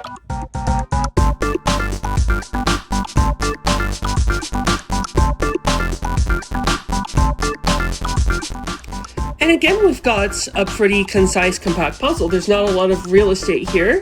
There's just a box, a block, and a laser, or a couple lasers. But again, that actually works in its favor, because the idea to push off the blocks, once you get it, is pretty satisfying. I mean, it's decently thought-provoking. It's not hard, but, you know, it kind of plays itself a little bit after you get the basic idea. But when it comes to making sure the laser never hits you, I mean, that does take a fair bit of precision. Yeah, I mean, there's not much to say other than that. It's a pretty decent mid-game puzzle.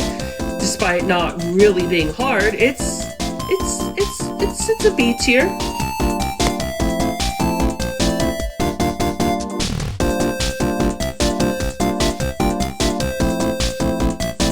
But then you get to 6-8, which, I mean, it's a tedious maze. Basically, the camera, I mean, it's not like one of those 3D mazes that the game usually uses for a finale, but it doesn't have any invisible rooms or maps or anything like that. But the problem here is the camera, which really messes with you on this one. I mean, the puzzle itself is whatever. There's not much to do here. I mean, there's kind of lots of filler with walking around in the maze, and that part's not hard at all. It's just, okay, when am I going to get to the next stair step? And I arrange this stair step by grabbing it from the right angle. Okay, there's a little bit of merit to that, which is why I'd probably put this at D tier instead of E outright, but then you have the camera, which is like, more specifically the controls, right? And in this case, they affect the perspective pretty badly, because you press L and R on the PSP to like spin the camera around in that direction, but the issue is you really don't have fine control, because the second you press the button, it just swivels uncontrollably 180 degrees around. It's basically all or nothing. If you let go of the button, the camera swivels back around to default position. And especially when you have a revolving door involved like this, it doesn't affect you too badly, like in 410 or 710, but like the rest of it is just a walking exercise. It's just this camera doesn't help. I mean, you can't establish any intermediate position. It's all or nothing. It's an all or nothing camera system. On the original PSP hardware, analog stick might help a little bit, but even still, it's pretty insubstantial. I mean, again, you pretty much, the most insight you need, the most reasoning pretty much amounts to like, maneuver this stair block within this tight space or whatever, but there's nothing particularly hard about this, not particularly brain taxing. That's about it, really. D tier.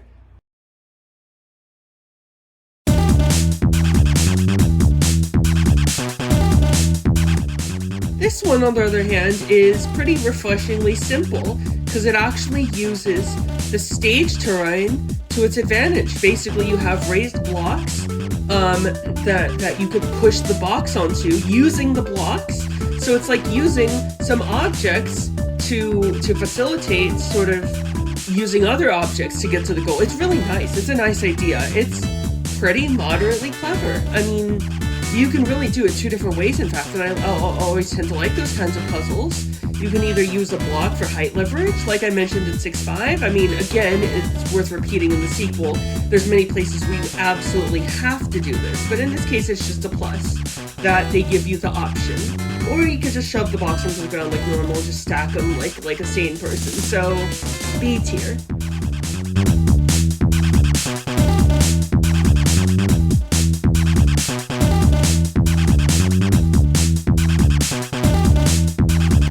Another stage finale, another 3D maze, and that's it, really? I mean, just, I mean, the directional arrows try to spice things up, but try is the key word in that sentence. It's doing a lot of heavy lifting, which you really don't in this stage. I would have appreciated at least a weight block or two, or at least something other than just fumbling around, because honestly what's here is just, it doesn't fit a stage finale, you know, like an X10 is supposed to be the summation, or like the boss stage. It's supposed to be like an exam, but this, it doesn't really test much of anything. It doesn't really make much use of anything, not even height, which, you know, 3D is in the name. The game's instructions tell you to navigate the 3D maze a lot of times, which this isn't. I mean, there's no 3 here. I hesitate to even call it a 3D maze because there's just not meaningful use of heights. The closest this threatens to get is the stair blocks, but that makes it almost more disappointing because there was a good idea there to use stair blocks to actually integrate into a 3D maze. I mean, this is the stage 6 finale. We're over halfway through the game, and by this point, I could maybe excuse it for a stage 2 or 3, even though I kind of rate the tutorial puzzles D tier, but this is like below D tier. I mean, this is an E tier, because at this point I honestly expect better. I have higher standards for stage 6. I mean, there is sort of a laser box somewhere in the whole like emptiness that kind of almost presents something interesting. It gives you a dead end, but that really only happens if you don't follow the route map. I mean, why wouldn't you just follow the map? It's not that hard to remember, right? Like, there's not even any cops in this one, which normally would be a good thing, because like I really hate the cops in this game, but instead it's just so empty, so I can't even really give it that. It's more just an indictment of like how barren this level feels, honestly. I mean, blah, it's just blah, honestly. It's E tier. It's like the definition of an E tier. It's E for empty. I mean, anyway, we're 60% done, so let's hope that maybe the finales start getting a little better from here on out.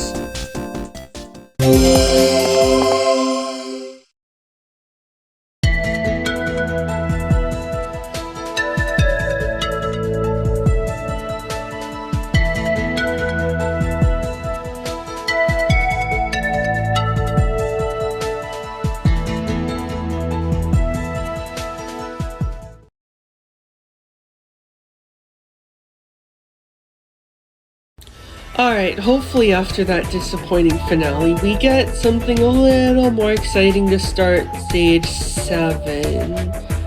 Oh, for God's sakes. I thought 5-8 was boring. I mean, this is the puzzle I was talking about with the spinning conveyor belts around the middle. I mean, they give you 8 moves in 5 minutes. I think that says it all, really.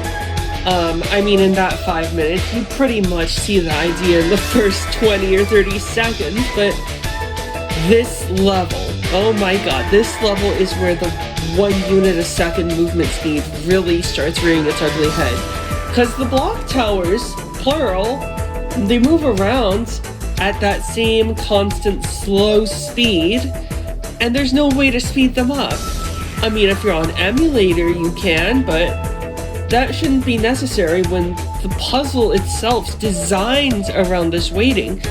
And I'm talking about original hardware here. I'm rating the puzzles as they are on original hardware, no emulator speed up or anything like that, even though I do use that in the footage. I am playing on emulator. As for the actual puzzle, you're just gathering up blocks and putting them in the last block tower, the one on the left, to make it tall enough to ride and get to the goal. I mean, there's nothing really brain-taxing going on here, but the waiting just kills it.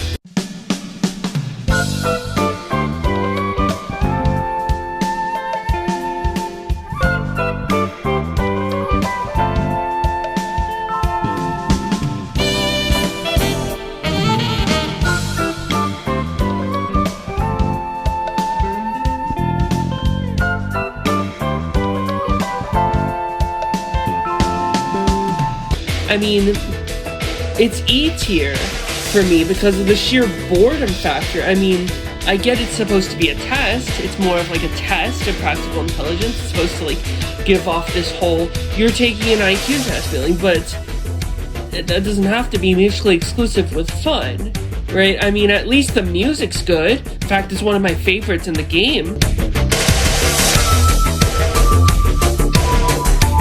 If not my favorite, but no, E tier.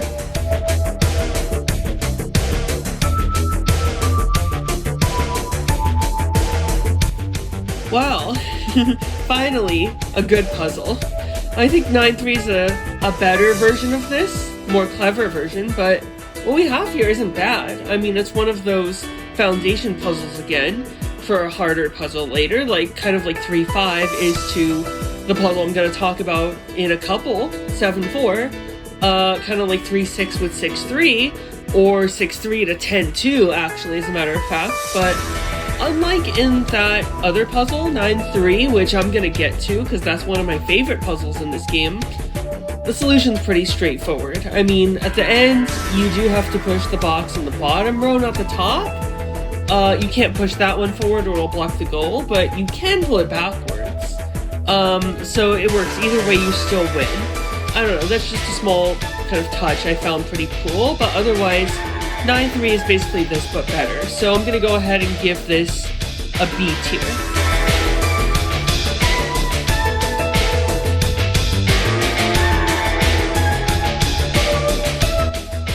Think fast. Yeah, this is actually a pretty decent timing puzzle for once.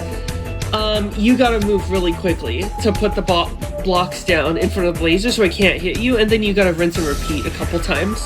The second time you do, it's probably the hardest because you have so little room for error. I mean, the laser comes towards you almost too fast. It's probably the one time in the game that 1 unit a second is actually too quick for a change. The puzzle itself's really short, but hey, maybe that's not such a bad thing. Sometimes these little bursts of adrenaline are just what the doctor ordered, especially after 7-1. Yeah, just because it's so brief and you get the idea, like, you gotta repeat it 3 times. I mean, it's pretty thrilling while you play it, but once you do, it's kind of, I mean, not much to really talk about after that, or a reason to come back to it, so C tier.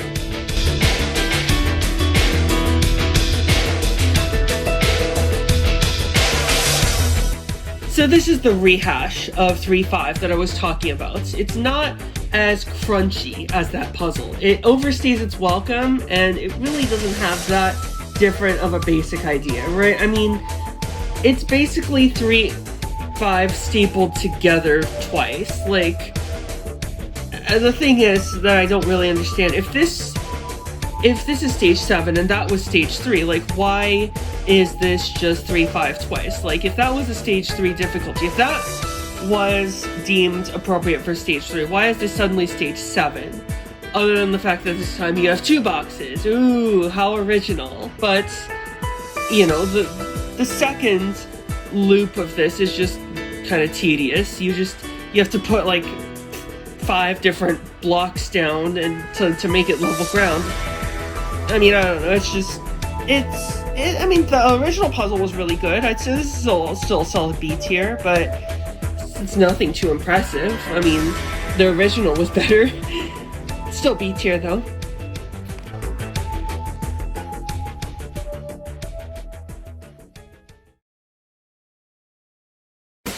And again, this is kind of basic box and block fare. It's nothing too special. I mean, it's pretty clear what you need to do from the outset. You gotta fetch one of the boxes from the left side, you gotta push it down.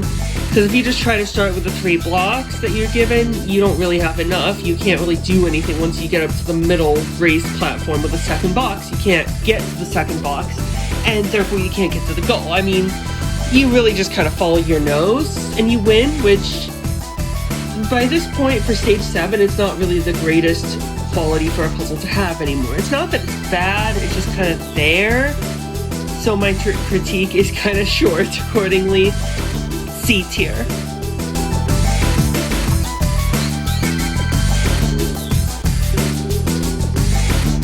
Now this is a nice, elegant one. It's actually a very pure puzzle that just uses boxes and blocks. I mean, there's one token escalator to make sure you can't just shift the box out of the way, but this time you've actually got a really tight space constraint, and you've got to manage the excess blocks really well to make enough room for that second box. ABP really helps here, like it does in 6-3 and 10-2 and other plenty of examples like that in the game. And, you know, it really helps with a super elegant way to do this that doesn't use up your whole move counter. I think the optimal solution, the one that's in the walkthrough, actually uses, like, it leaves the move counter at 9. So, and that's actually a huge improvement over what I was trying to do as a kid. And the way to go about it is to think of the box as like a bridge, right? Like that's actually a pretty big conceptual shift, and I know it actually tests practical intelligence. Like, I know that's a pretty, like, that's a pretty big accomplishment for a game called Practical Intelligence Quotient, but all kidding aside, it's a really nice puzzle. I mean, I like the compact minimalism from such a simple concept. I mean, Makes a great puzzle in my book. A tier.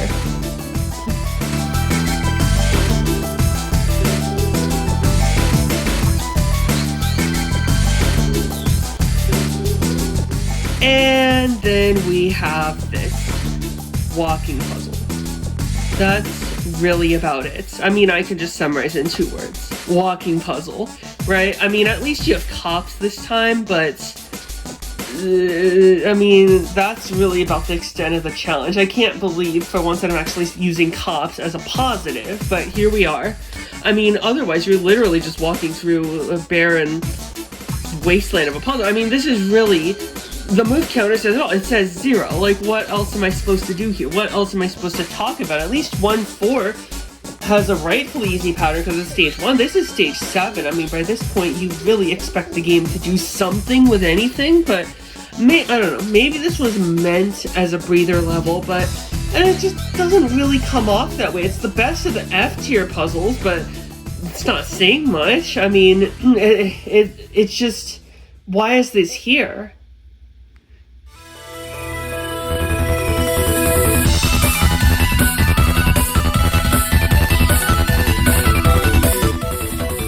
So here we have a bit of a tall puzzle room that actually encourages to play around. It gives you a pretty nice sense of scale, especially with respect to height. That's always very nice to see, although most of the challenge, the bulk of the puzzle, pretty much takes place on the part that's higher up after the escalator. And again, that's basically shoving some boxes around in a tight space with some admittedly pretty weird constraints. Like, you can't push the box there for whatever reason. I don't know if I don't think the footage really gets it, but I don't know. I had that problem many times when I was playing this level. That's just what I found. It just seems really arbitrary, but otherwise it's not bad at all. Like, I do find it kind of funny how you can just stop the escalator with the box and 1 block that you're given. You only need 2 things, right? At no point do you actually need the extra block that they give you on that little raised platform. It's just kind of a diversion, but it's nice for the sense of security, I suppose, if you just really want the extra block. I mean, they give you a box and 2 blocks. You only need 1 of the blocks and then the box to stop the escalator, and then you use another block for support. You don't need actually the 3rd one. It's an alright puzzle, though. A B tier. It's helped by the sense of scale, I will say that much. I do like those kinds of puzzles, so B tier.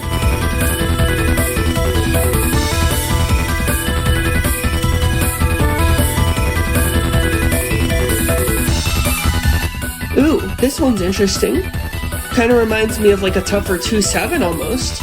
It's the same sort of idea where you've got to use the blocks to reach the top and then push the box down, block one of the laser beams, and then you use the blocks to block the other one. The only problem is now you've only got 2 blocks left, which you can't quite use to get up to the 3rd, like the height 3 platform, right? Plus the box, which you can't reach anyway because it's behind the laser, right? The 2nd laser. And if you try to rearrange them, then you end up blocking the 2 blocks that you need to get to the 3rd, the high platform, right?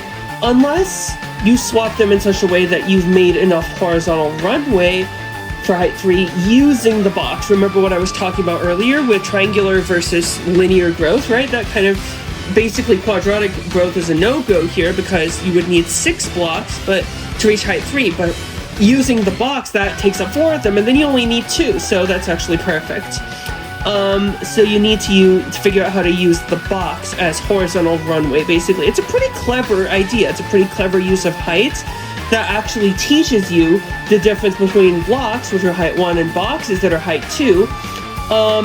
It's still kind of a surface level observation, right? That, well, yeah, of course, objects at different heights are going to behave differently. There's an extremely clever puzzle later on that actually tells you that no, distinguishing between height is inherently not enough, but that comes later near the very end of the game. As is, right now, I mean, this is a very high C tier. The only reason I don't put it at B is it pretty much doesn't really push enough boundaries to justify it, especially like this late in the game. It's still just, it's pure, it's nice. I mean, it's still ultimately a high C tier for me.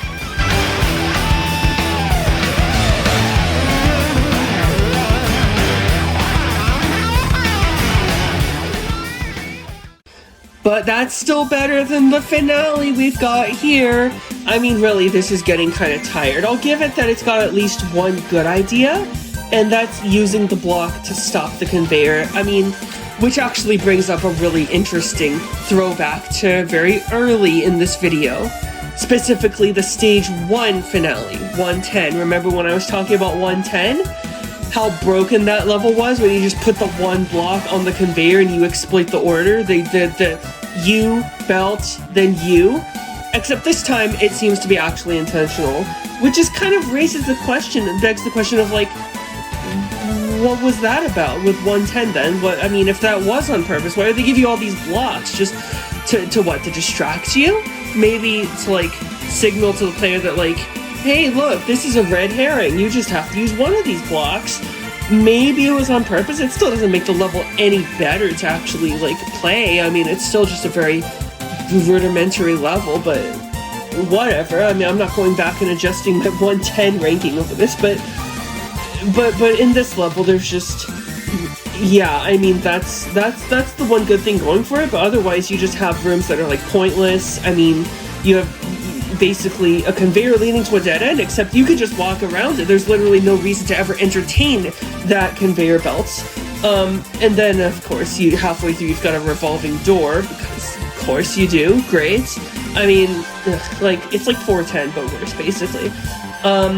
Because the route's more complicated. I mean, it's symmetric. It's symmetric enough. It looks nice on the route map, but I mean, other than that and like the slightly neat idea, that's it really. I mean, there's not much meat on the bone here, which again is disappointing for stage 10. I mean, a 10th puzzle finale rather. Especially when you look at it from the perspective of like, this is supposed to be a practical intelligence test. Where is the practical intelligence here? What concrete aspect of practical intelligence is being assessed here? I don't know. I couldn't really answer you that, so that's why I'm gonna have to put this at D tier.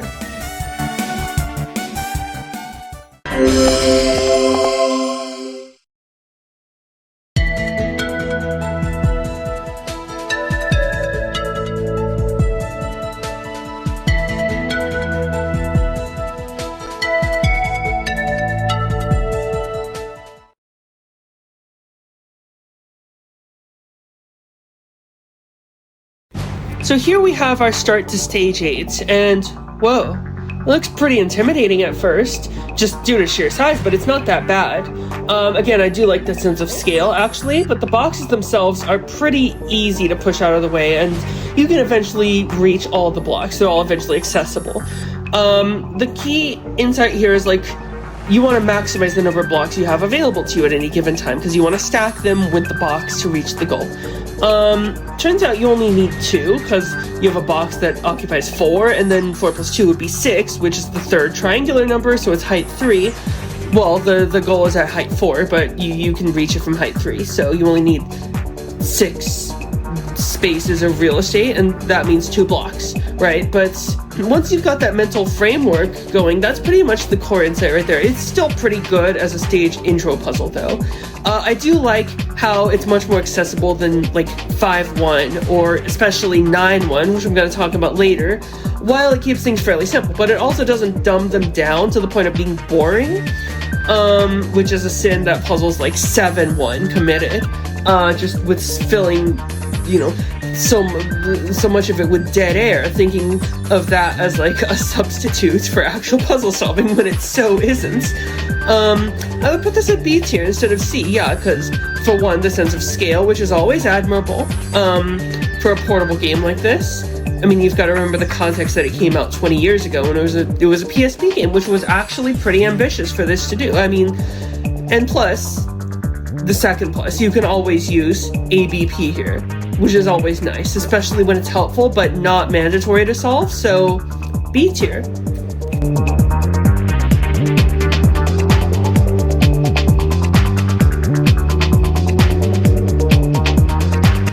And here we have our first S-tier puzzle.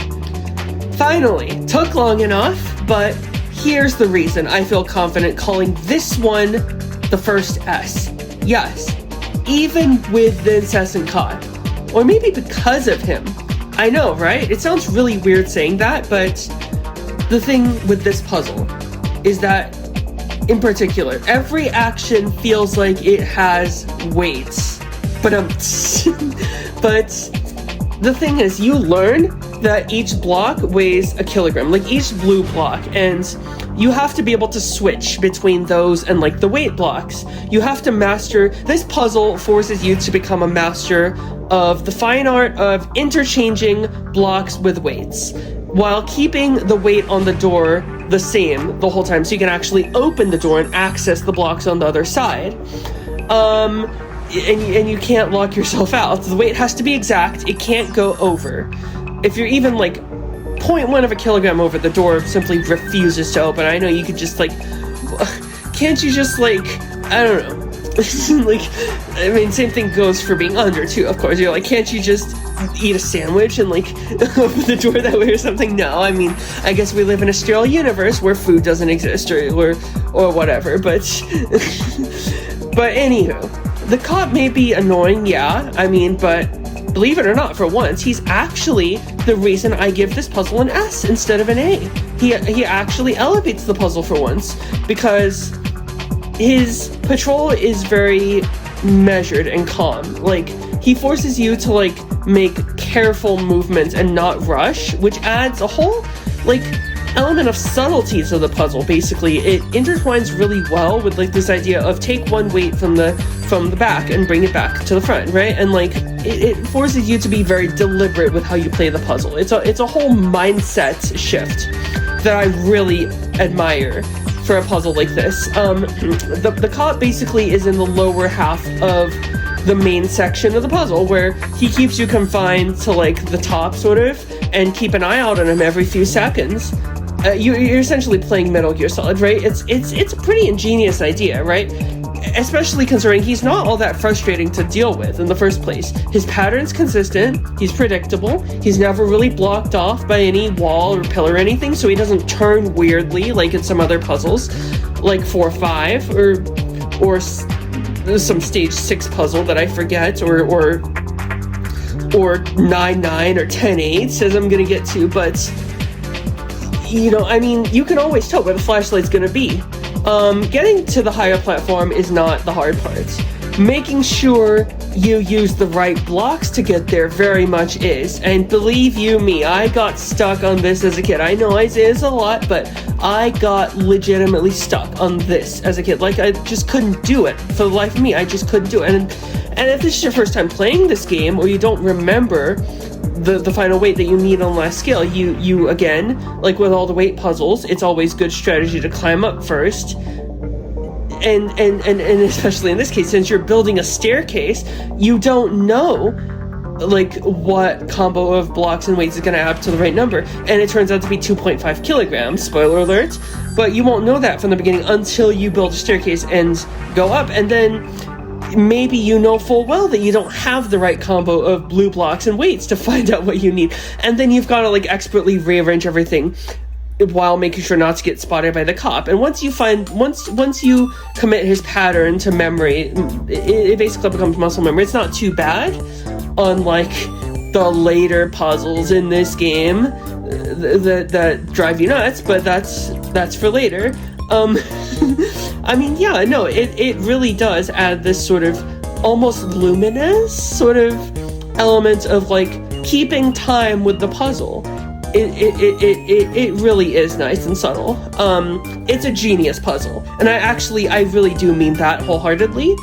And I can't believe I'm saying this, because this is a cop puzzle. I mean, can you believe I'm giving S to a cop puzzle? Like, let alone the first one. It seems really crazy. Like, did I just step into a bizarro universe? But no, I mean, this is truly one of the puzzles in the game that I would show someone to demonstrate what this game is at its very best. I mean, this game is called Practical Intelligence Quotient, and like, this is almost the epitome of practical intelligence. I mean, I know it took until stage 8 for it to finally happen, but here we are.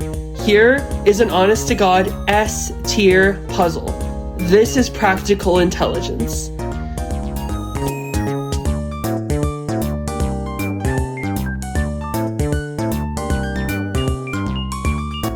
So how do you follow such an excellent puzzle with another one?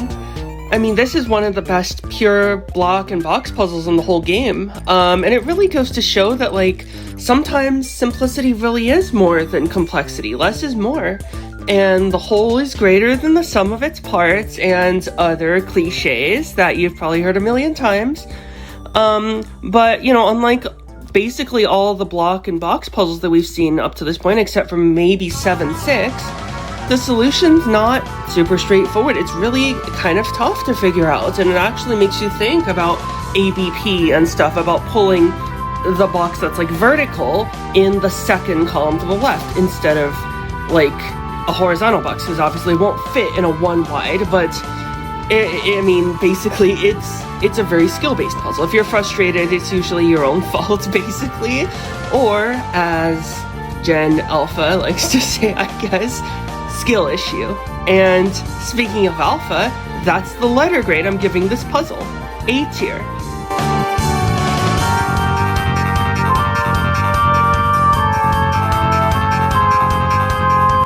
So here we have what's actually a strange difficulty crater after 8-2 and 8-3. Like, it's strangely short and very easy for stage 8, but at least it uses a revolving door kind of well-ish for once, but the actual puzzle's so short that I can't really put it above C tier.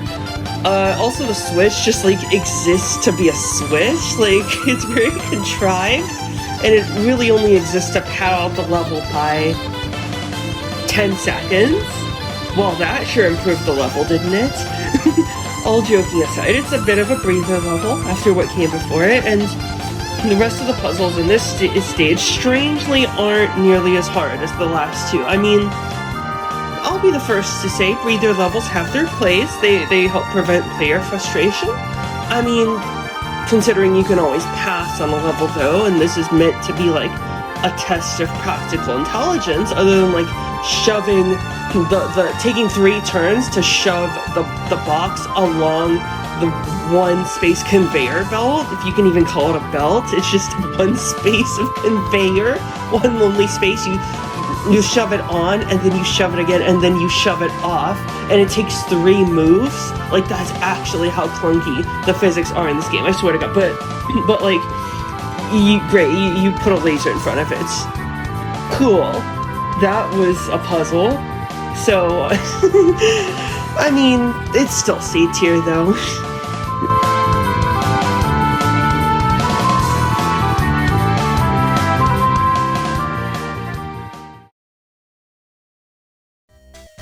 Uh, 8-5 is a not particularly inspired clone of 6-5. Like, I kind of have to ask myself why this is in stage 8. Other than that, kind of rewind the video by like 30 minutes or whatever and go back to what I said about 6-5. It's essentially the same puzzle with like basically a small difficulty bump. Like, you could just can't just push the box down, the vertical one on the raised platform first. You gotta like use the second box, the horizontal one on the ground, to like actually give it some height, because, you know, as I said before, going up 2 height from the bottom is not remotely the same as going up 2 heights on the top once the box is already placed down on the ground, laid flat. It's that whole triangular number thing I mentioned earlier. N times n plus 1 over 2 would be the total number of blocks that you need to build a staircase of height n. But you can just, of course, put those same n blocks beneath you. I mean, it's still not a bad puzzle in the same way that 7-4 is not a bad puzzle either. It's just kind of 2 copies of 3-5 stapled together. But you can really start to see kind of the seams. You can see the game starting to run out of ideas. So in the same way that 3-5 was A tier and 7-4 was B tier, 6-5 was B tier originally. So I'm going to go ahead and downgrade this to C tier.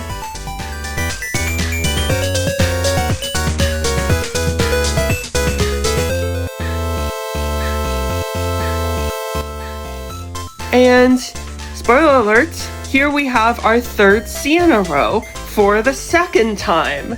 You might remember that happened back in stage 3. Now, I think it's obvious by now, I really hate cops.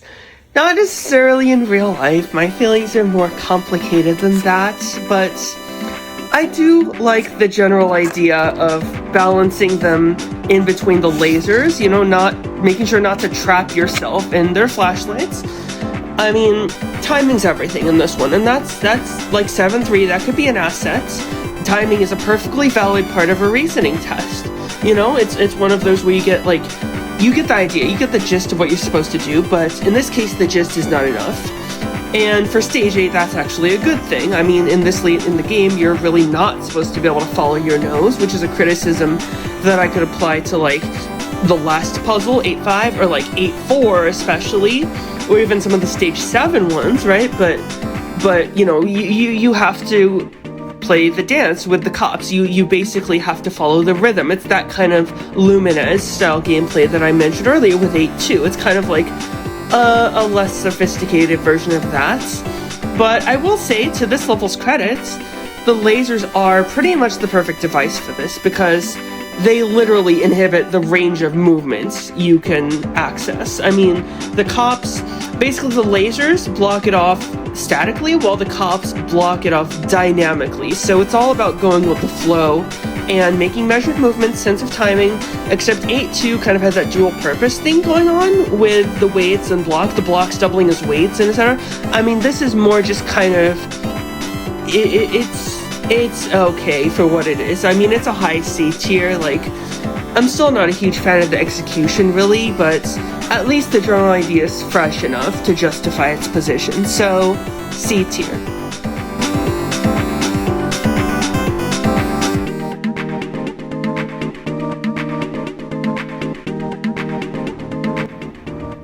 So this one's actually kind of similar to 6-4, excuse me, remarkably so. I mean, both have conveyors, both have, like, height that you need to build up with a box and the horizontal runway and all that stuff, but, like, it's almost like 6-4 in reverse, where you're starting on top of the box, essentially in 6-4, you have to climb on top in 8-7. It's not too bad other than that. It's actually a pretty inventive use of stair blocks, where again, it's all about that horizontal runway. You can't reach tall heights with just verticality. Remembering the whole triangular number thing I'm getting at with quadratic growth, it's important to keep in mind how to distribute the boxes, the big boxes, not just that you get 2 of them, but where you put the 2. Is it better to have a 1x4? Like to put the rightmost box, send that one forward first, and then the middle one, or the left one? Or is it actually easier to do 2x2, so that you send the middle one first, and then the right? I usually prefer the second one, 2x2, because that actually gives me real estate in both directions, not just one rigid horizontal, right? Keep in mind that you also need the base of the, like, your little 2 height staircase to be a blue block, not a stair block, because there are no stair block arrangements that fit together well on top of each other. You can't put, like, these kind of stair blocks that you have on top of each other. And finally, like always with any stair puzzle, you gotta remember to orient them correctly. So that's a nice bonus when it comes to spatial reasoning. B tier.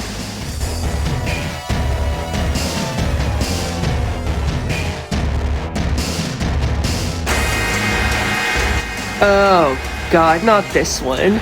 It's one of those puzzles like that pretty much illustrates the less good parts of PQ1 pretty well. Like if I had to pick, this would be one of the ones that epitomizes this sort of design philosophy and flaw in the same breath. Like, this game tends to, I don't know, it tends to conflate size and spectacle with actual fun, right? Like, an actual utility as a puzzle. Like, you'll see this later where there's a lot of puzzles that are basically, we've already seen it so many times actually, where the puzzles are basically nothing but spectacle theater, and the game tends to confuse that with actual depth and actual practical intelligence. It's called practical intelligence quotient, not big puzzle room quotient. But really the main issue again is the camera. specifically depth perception. It's really hard to judge distance when you're at one point on the very top when you're dropping the box from a height. Like it's too easy to screw up and drop it one space too far. It's close to the goal, and then if you do that, you can't get up to that area. So you might as well just start over. I mean, you have to start over if that happens.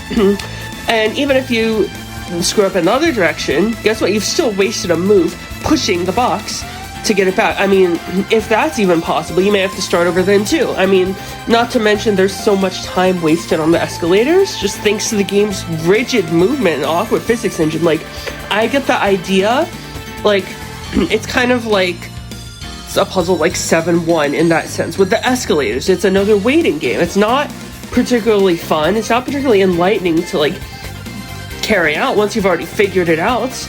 You get the idea, let me move on.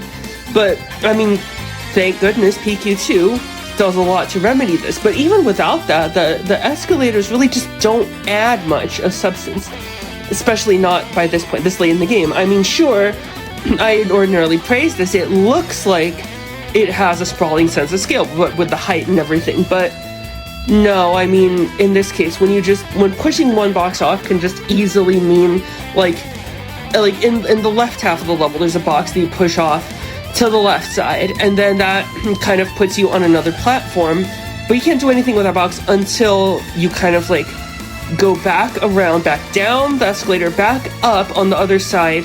You basically gotta take 3 escalators, and these escalators are very tall too, so you gotta wait around like 10-15 seconds just to get to the next platform. But you take 3 of those, and the level doesn't really give you that much time to begin with, so it's very easy to zero out on this one in terms of score, which just rubs salt in the wound, honestly, right? But you gotta loop all the way back around, and then you gotta push the box to the left. Great, and or like out from that platform, and then you go back around, you loop back around a 3rd time, and then finally you can take the box with you. I don't know, it's just bad design, to be honest. It doesn't add anything to the game. It doesn't test practical intelligence, other than maybe in the sense of, like, well, if practical means real life, then yeah, I mean, real life throws a bunch of, like, like asinine situations at you. I mean, yeah, I guess you could call that practical intelligence. It's just putting up with a bunch of life's BS, like, sure. It's practical intelligence, but, like, not in the way the game intends for it to be. E tier.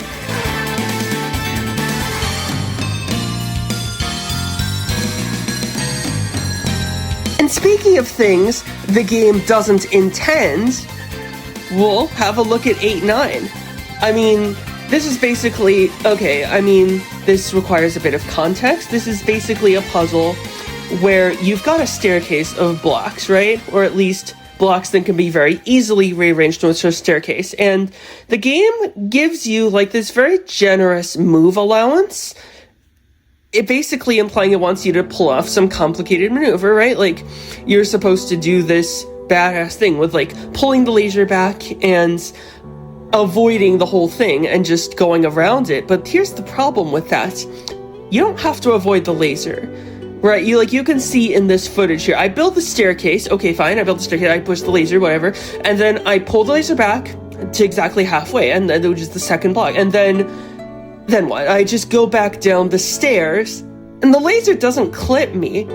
It just, my avatar guy is just short enough, and notice, like, also, the laser sprite doesn't go all the way, it just cut off, like, that's just great, but, like, you basically stack the blocks in the obvious way, and it just works. It probably shouldn't work, but it does. I feel like this is more bad playtesting, to be honest, kind of like 110, right? Maybe that one was intentional, but this one almost certainly isn't, because they give you 26 moves, right? Like, I don't know what the intended solution was. I tried reconstructing it in the footage. Like, I think you're supposed to, like, build a staircase strictly on the right, and then pull the laser back and go down that way to completely avoid the laser, not just barely avoid clipping it, but like completely miss it. And then you reconstruct the staircase tediously on the other side.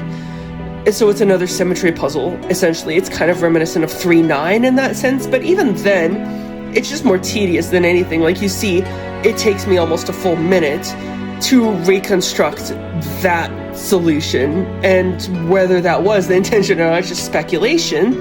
But again, it's a probably unintended shortcut. It's just, it feels lame for this late in the game, basically. It's funny, but it's still pretty lame. I mean, it only avoids E, really, because of, like, what they were probably trying to do. It's an ambitious puzzle, and, like, it's just, again, it's, like, so bad it's good. It's so broken that it's funny. Like, why do they give you 26 moves when you can do it in 6? But it just isn't well thought out enough to really climb higher than D tier.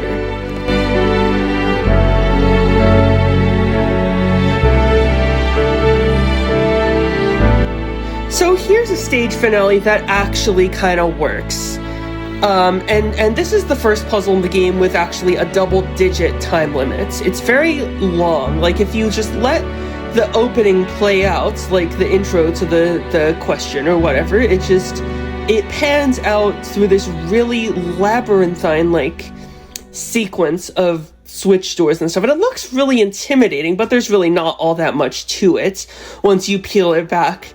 I mean, there is one annoying part where you kind of gotta go back and forth through the first part, the loop in the level, just to, like, push a box once. I mean, stuff like that really kind of drags it down for me, especially as a finale again. But still, that being said, it's, like, one of the best finales in the game, other than maybe the very last puzzle. No spoilers yet, but when we get there, you'll see what I mean about the spectacle. But for a 10-minute time limit puzzle, you don't need nearly half of that, like you kind of do sometimes in late game puzzles. I think, here's my working theory. I think the time limits are partly really generous because when you die and try again, right? Like, when you die within the stage, like a cop gets you with his flashlight, or you run into a laser or whatever, it doesn't reset the timer or the move count. Although, again, like I mentioned, if you exploit it by quitting out, putting PQ test and trying it, that will reset it. But you can't really die here. There's no lasers in this level. You can't get spotted by a cop because there are no cops. So it just seems kind of weird.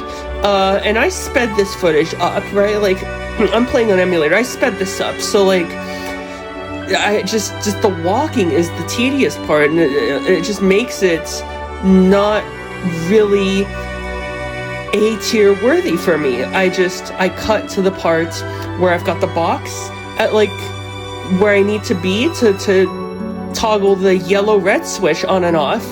And yeah, switches are used here again, although superficially, kind of, like, more so than a puzzle like, say, 6-6, where they're actually used to good effect. I mean, again, I respect the idea. You use the boxes as, like, platforms to make the horizontal runway more efficient, so you don't have to have quadratic growth or whatever, right? But you can reach the ledges that way. But I mean, and that lets you access the invisible room, but again, it seems tacked on, because you can just spidey sense your way through it. There's no real skill that it's truly testing. It doesn't feel, like, integrated in the same way that the cop or the dual-purpose blocks did in 8-2.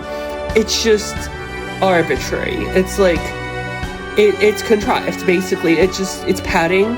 It serves to, like, extend the puzzle. And again, this is, like, a classic example of PQ1 conflating length and spectacle with actual good quality reasoning. Longer is not necessarily better now, pro. Like, if it kind of feels like a student padding out their word counts on an essay. That's basically what this is. And as I say this, I'm looking at the footage, and I'm kind of like, okay, well, the switches are weird, because if you accidentally didn't press the right combo before going through the invisible room, you can't really win.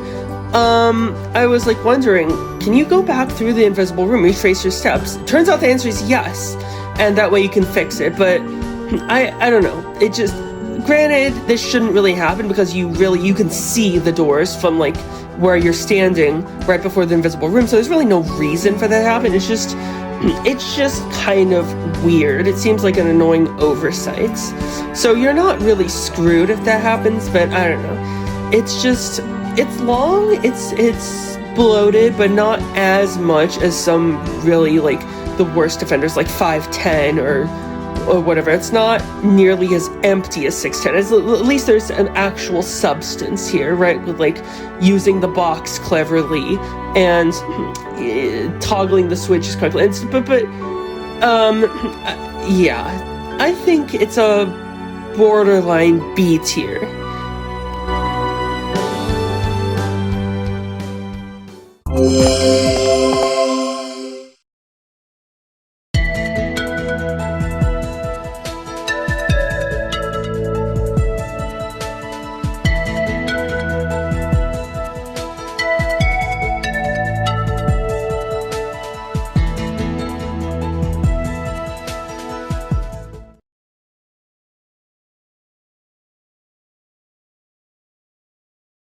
So here we begin stage 9 with, oh, this is huge. This level's really huge. I mean, it's so huge that I actually went right, and the first thing I did, and as you can see in this footage, was go in the emulator and speed it up. Because, well, it's just honestly a time-wasting nightmare to go through. I mean, you have to navigate conveyor belts, which move at 1 block a second, and you have to trigger the switches to get the stair blocks like 2 at a time, and then you have another one in the middle for some reason. And it's just like, why do this when the actual puzzle's just supposed to be about assembling the staircase? The instructions say rearrange the stairs, not go through conveyor belts, toggle pointless switches that don't test your ability to deal with switches because they're easy. I mean, really, this is just dragging it down. Again, this is exactly the same problem I was talking about with 810. And it really leads to a secondary problem, right? I mean, as a symptom of the sort of bloat problem, you have the common theme in this game of like, figuring out the solution isn't so bad. That's not the hard part. And that hugely affects one of the later puzzles in this stage, big time. But the solution's not so bad most of the time. The actual reasoning, thought process, and everything, the execution is where the pain is. That's the worst part by far. I mean, in this case, it's not so bad, it's not so infuriating other than just being a time waster, getting all the stair blocks to the right place. And then from there, the issue is just assembling the staircase, which granted is a very good part of the puzzle. It really does test spatial reasoning in a way that, honestly, few other puzzles in this game do. That's the bulk of the puzzle, that's where most of it is, but then by the time you get there, you really only have like 5 or 6 minutes left. I think I had like 5 minutes and change left, 5.5 minutes maybe, when I got to the point where everything could be assembled properly. And so it's not 10 minutes like the puzzle intro suggests. It's really more like 5 minutes in practice, and 5 minutes is not a heck of a lot of time to assemble a staircase like this, especially when, I was complaining about 5-1 being misplaced.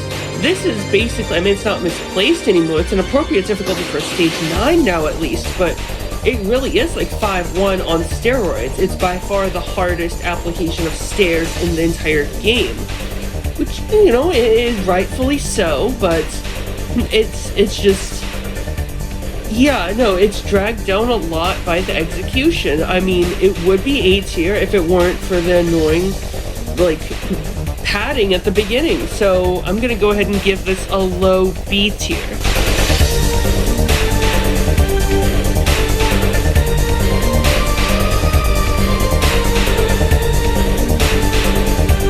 But thank goodness the next one is almost the opposite. It's a another very pure laser and block puzzle. There's not even any boxes this time. It's just the lasers and the boxes.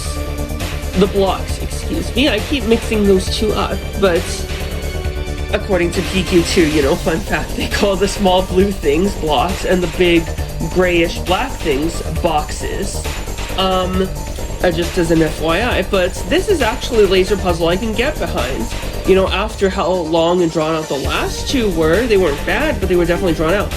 I mean, this one's a refreshing breather. It's not in terms of difficulty, no. I mean, it's still hard, as it should be, but lengthwise, it's just right, you know? The timer's a lot shorter. It's balanced just right to, like, put pressure on you enough to motivate you to finish in time, but it also gives you enough space.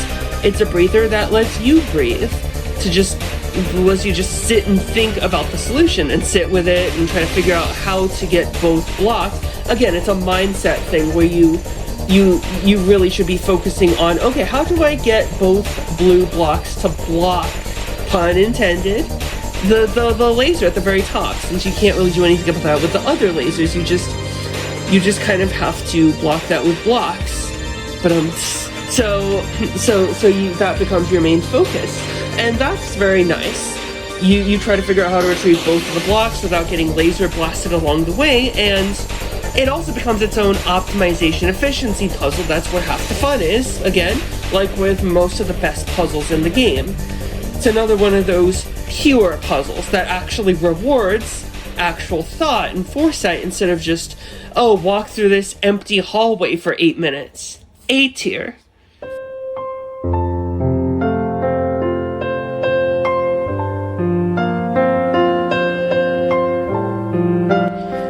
Now this one is gorgeous, and I'm just gonna come right out and say it.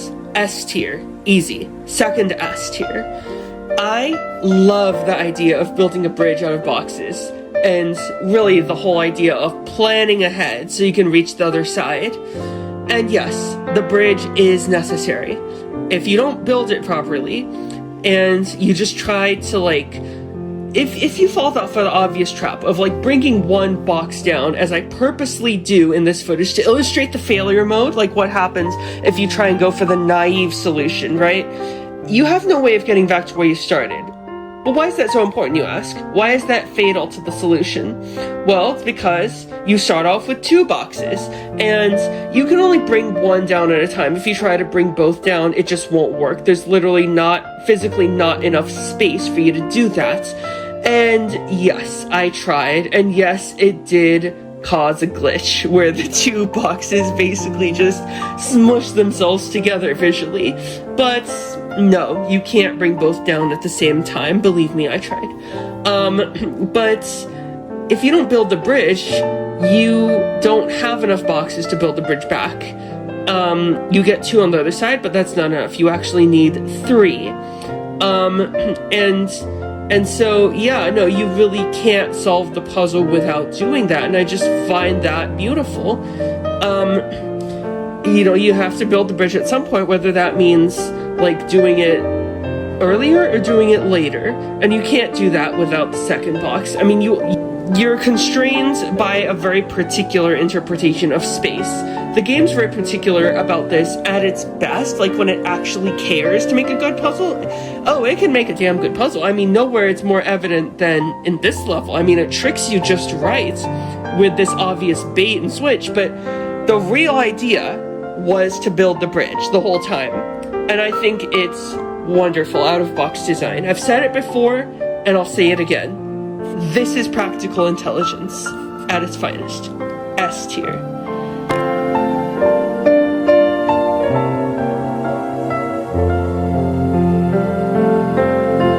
Here we have this huge sprawling maze, and, you know, the only reason that I would put it at an A tier instead of an S is predictably the tedium factor and the cops. You know, again, if one catches you at any point, no matter how close you are to the end, you gotta restart.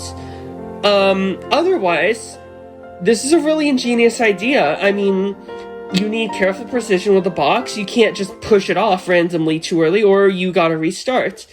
But basically the idea is that you've got these stair blocks on basically 2 opposite parts of the stage, and one of them you need to get up top to the upper part of the stage where you can actually push and pull around the box.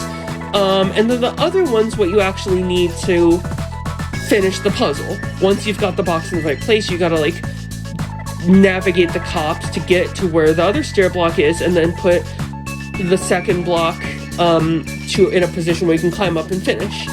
And that can actually be genuinely fun in smaller doses than what we get here, right? Which is why I'm calling this A instead of S. But fundamentally, it's a great idea with good-ish execution, I would say. I mean, that's good enough, really. A tier.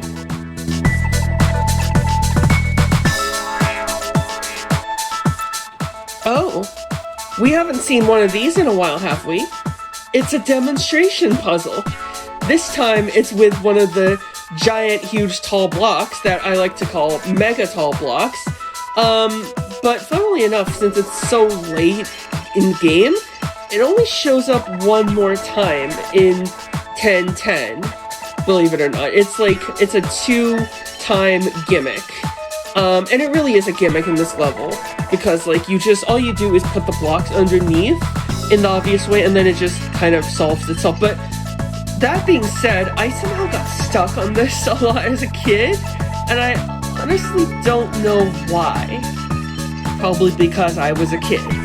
But other than that, there's really not much to say here. It's a better demo puzzle than most, and like, I don't know, something about that mega tall box spray just cracks me up. It looks, something about the color gradient, like the weird distorted gradient, just looks funny. I don't know why. It's just kind of weird, unnatural to see it. I think it's because you only see it twice. But like, it just looks funny every time I see it. C tier.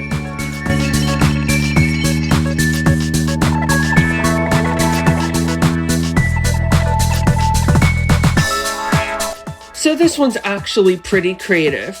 Granted, it's not that hard for stage 9, so it's kind of misplaced, but you know, that between that and the conveyor slowing you down a bit, I just think like it's a decent puzzle, right? I mean, the box is a bit of like a bait and switch. You don't actually have to push it along the conveyor. In fact, it's fairly useless, right? But because both of the escalators go down, so there's no way you're bringing that thing up anyway. Now, to the puzzle's credits, it does make good use of the singular blocks. Like, you actually use those to stop the escalator on the right side so you can bring the box down, and then you figure out a way to transport a little block onto the upper left quadrant. So, you know, that's always nice. And the revolving door actually works the best it does here in the entire game, because it splits the puzzle pretty meaningful, I would say, into 4 different quadrants. So you actually do have to think about how to handle each of them separately without being able to transfer objects between them, because the revolving door is blocking them. So basically it comes down to push or not to push the box. It doesn't really matter what you do in the end, but hey, the idea is there. I mean, the puzzle's really about resisting easy temptation. It's ambitious enough to qualify for a B tier. It's fairly nice.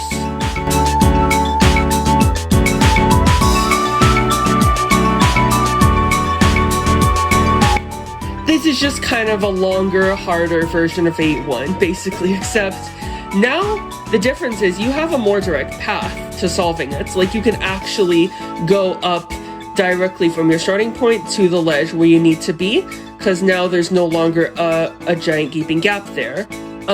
It's not that hard once you make good use of horizontal runway and like use 2 boxes instead of 1.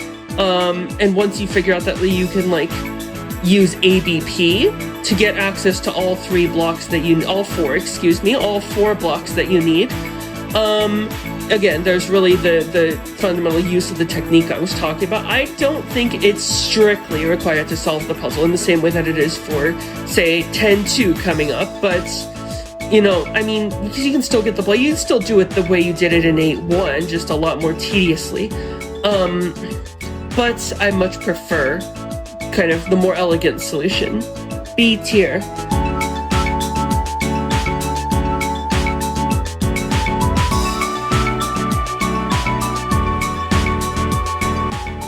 This is also really nice. It's another one of those pure puzzles in spirit, where it's another confined space, laser blocks, / box puzzle, it taking place in like sort of this cramped space. But here's the thing, you can actually use the conveyors cleverly for once. I know, right?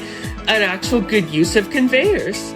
You can use them to your advantage to like basically block the lasers with a box, and then the rest becomes a matter of figuring out, okay, how do I block the last vertical laser with a horizontal box, the one that I can't move because there's a hole where like the space I would pull it should be. So then you've got to figure out how to transport like a horizontal box. And that's the whole challenge of it, basically. Once you figure that out, that's not too bad, but it's a nice compact sort of, you know, little thing. I mean, not every stage 9 puzzle has to be like some death march. I mean, it's a clever idea. I wish there were more of this in the game, basically. You have to balance that with like not blocking your own path to the exit, so you can't use a long vertical box. I mean, basically, I like the puzzles where space is at a premium, and you gotta figure out sort of economy of space, kind of the same way I gave 7-6 an A. This is also an A tier, where making it not impossible for yourself is the whole challenge. It's refreshingly difficult. It's well placed. It's minimalistic. It makes good use of the economy of space. So, A tier.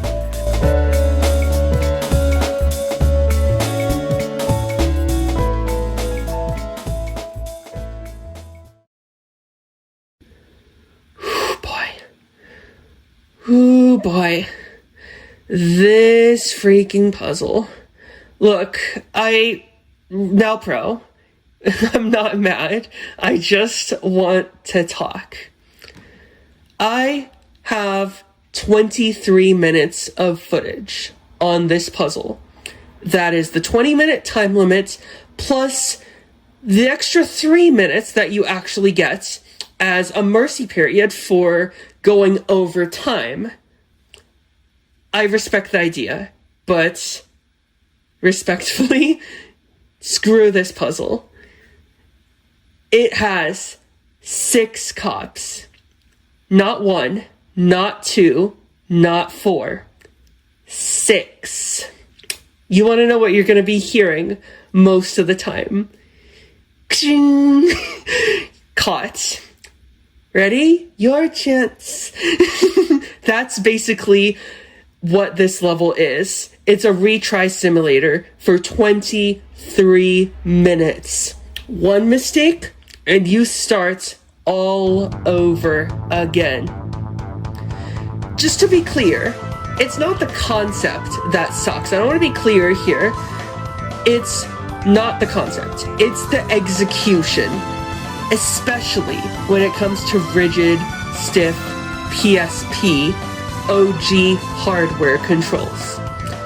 Never mind emulator, when you already have to play on keyboard and it's a whole new control scheme you gotta get used to gather the footage for this video.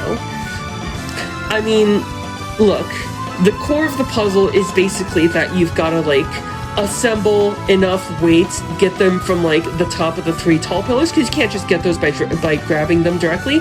You gotta use other blocks that you need as stepping blocks, basically, to make mini staircases while avoiding the cops' patrol. 6 of them. You get 20 minutes, 23 minutes, technically. You get caught once.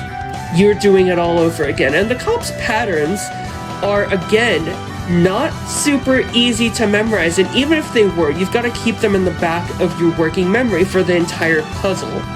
You cannot screw up once. Like, you get the idea. At a certain point, you know what you have to do. You need 4 1.9 weights and 2 single blue blocks, because as A2 established, canonically, they all weigh a kilogram. So you need 2 of those, but you also need to pass through the weight door at the very beginning, because that's also blocking your path, unless you just build a staircase directly up to the second set of weight doors. But again, guess what? That needs you to build a staircase out of blocks. Now you might be thinking, well, this is a similar idea as 8-2. Why isn't she praising this to the high heavens? Why is this magically so different? Why is her opinion on this so different? Because 8-2 only had one cop. That's the difference. And that cop's movement was fairly predictable. He just moved back and forth. He wasn't disrupted by walls. These guys are not predictable. And even if they were, that doesn't detract from my argument and doesn't add value to the puzzle, because the core puzzle is pretty rudimentary. If it weren't for the cops at all, this would be in stage 5 or 6, easy. Like, you get the idea. Like, I get it. Like, I freaking get it. I just, try, like, you want to shake Nowpro by the shoulders and just scream, I get it, enough already. Like, literally, I know what I have to do. You gather the weights. Like, this is not hard, conceptually speaking, intellectually speaking. I have the practical intelligence. What I don't have is a controller that can execute this. I don't have a physics engine that can execute this. This is just awful. I mean, you know the idea. Good luck doing it when the cops are swarming like flies around you. Good freaking luck. I mean, it just, single flashlight clips you and it sends you back to the start. Like, okay. To be fair, there are safe spots. They do exist in this level. You can find out where they are with a little bit of trial and error, memorization, and understanding the cops' patterns. One can reasonably argue that's its own form of practical intelligence. And to that, I say fair, but also not fair. This isn't just an IQ test. This is a video game that people bought in stores for, what was it, $20? It was a budget title, so that still doesn't mean I'm gonna let this puzzle go. Now, Pro, I've been waiting to talk about this for hours and hours, and now I finally get to do it. Because this is one of the 2 puzzles that I never solved. I mean, even as of the recording of this video, age 25, not 7-year-old me playing this for the first time, never even really making it this far legitimately, but I mean, it's just, the safe spots do exist, but here's the problem with that. You remove your own cover, right? Like, you have the 3 talls that you've got to use as part of your weights, as part of the staircase to get to the scale, and then you've actually got to put the right quantities on the scale. So you're essentially destroying your own cover. That would be like playing a shooter game where you shot down your own cover. See, it just gets absurd. So the stage breaks its own patterns. You can't rely on preset memorization. You just gotta go with the flow. You gotta adapt. You're like Danielson with the chopsticks. I mean, the cops are like flies, and they just keep changing their behavior as you adapt. It's like the stage itself is resisting your progress. I mean, and not to mention, that would be all fine and good. It would be jolly and dandy if the cops actually had consistent behavior, but they don't. That's the issue. They freaking don't. The cops are so erratic in this game, you can't predict where they'll go. One minute you think, okay, well, he's gonna turn around this, but wrong. He betrays you. And it just eats up so much time that your blood pressure rises. You're almost praying for the time to run out. Because you can see in this footage that I just keep dying over and over to the same stupid cops over and over again as I try to figure out safe spots. And so this 3-minute mercy period is almost a curse, because it keeps you in this damn puzzle 3 minutes longer than it has any right to. It's just 3 extra minutes of torture. And not to mention, the entire point of the PQ score is about the accumulation of points, right? It's about bonus points. And the time left is what contributes to your overall score. You don't get any points from finishing during the 3 minutes until failure when the background turns red and stuff. That's your mercy period, but like, you can still use that 3 minutes to pass the puzzle, and you know, it'll count towards stage select. Like I mentioned earlier, you gotta you gotta solve all 10 puzzles in that stage in order to unlock the stage and stage select and basically unlock free play that stage. But apart from that, failing doesn't actually really impact you at all materially. Like, it doesn't really have any negative effect other than getting 0 points, which can still happen, absolutely, even when you clear a stage. Anyway, I think that happens to me later in this footage in 10-3, just because I wasn't playing optimally, but kind of showing off failure states. But that can happen whenever you exhaust the moves and the time. Speaking of move counter, when you start, you go back to the beginning of this footage and you see that I started with 44 moves available to me that count for points, basically, right? I mean, but you get 20 minutes. So that seems to suggest to me that NowPro actually knew that the level wasn't that bad conceptually. It's just that they knew the cops are gonna get you over and over and over again. And look, one just got me right there in the footage. And I was talking about a walkthrough from earlier. This is like a world record speed run from 2019. The guy who did the run, is Addy Blue. He did the entire game with like an IGT of like 1 hour 42 minutes, which is just unbelievably impressive. And no, it's not test. He did this level in like 14 moves and 2 minutes and 11 seconds, which is just astonishing to me. Like, how do you even do that unless you literally have a pre-made route memorized? Like, just completely written down, committed to memory. I mean, again, it's not conceptually hard if it weren't for the cops. Stage 6 puzzle. It's not hard reasoning-wise, but no, the cops have got to ruin it. And again, but avoiding the cops is the reasoning. That's the practical intelligence, sussing out their patterns. That's more just trial and error to me. That's just patience. That's just enduring frustration until basically you're molded in the frustration. It's like the 5 stages of grief, where you just reach stage 5 and you're like, okay, screw it. I am molded in this frustration. I was born in it. I was molded in it. I mean, but even if you're gonna argue that it's not for me, it's not fun, sorry, I think I'll pass. Oh, which reminds me, you can literally do that. If you don't want to play a puzzle, or you just give up on it before the time runs out, you can actually just pass on it in the menu. So you can just insta-fail it, and it'll move you on to the next one with no consequence. You get 0 points, it won't count towards stage select, obviously, but you can move on to the next puzzle. And actually, you can even pass on the entire stage as a whole. It'll just skip all the rest of the puzzles you have left.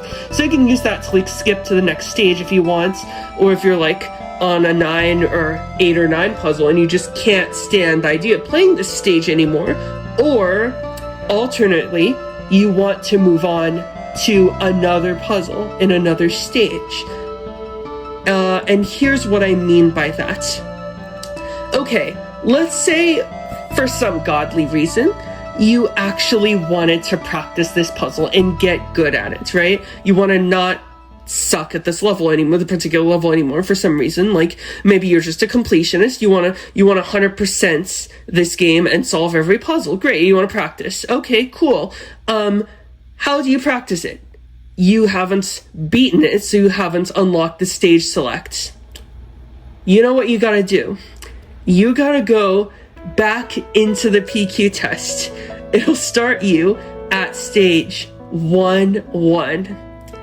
You gotta skip the current stage 8 times in a row.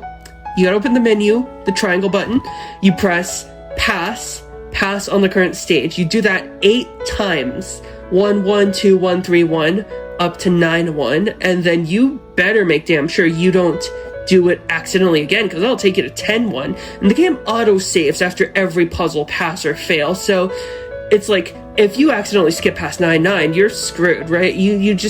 But if you start from 9-1, and you still have to, like, pass on the individual questions, the ILs, 8 more times, so essentially, every time you want to try this stupid level, you gotta pass through the menu 16 times.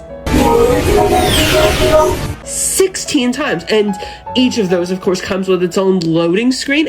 Okay, like literally, you know what this is? This is Sonic 06, right? Literally, if you remember the Trials of Soliana in Kingdom Valley, where you like have 4 loading screens for each of them, and if you fail, you get 4 more loading screens.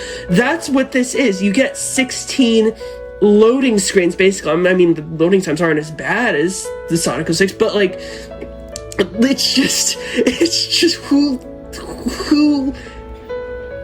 approved this?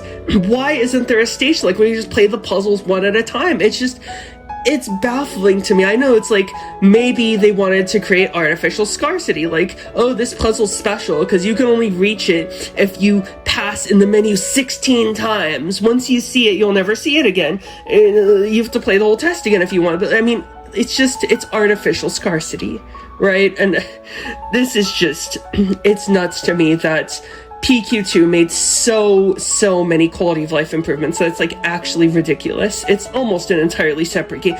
I mean, this is essentially a prototype. It's so full of demo puzzles. I mean, when I look at it with adult critical eyes, it's just not that well designed in terms of UX. I have a lot of childhood fondness for it. This is why I almost feel bad slapping a D tier on this. Like, it's just, it only avoids being E because it actively angers me so much that I can't help but be engaged. It raises my blood pressure to the point of like, I have no choice but to not zone out. I can't be bored because I'm so enraged. It's just, this is my, I know I've ranked a lot of puzzles E or F, but like experientially speaking, this has to be my least favorite puzzle in the game. Every time I get to it, I just pass, because it's just god-awful. D tier.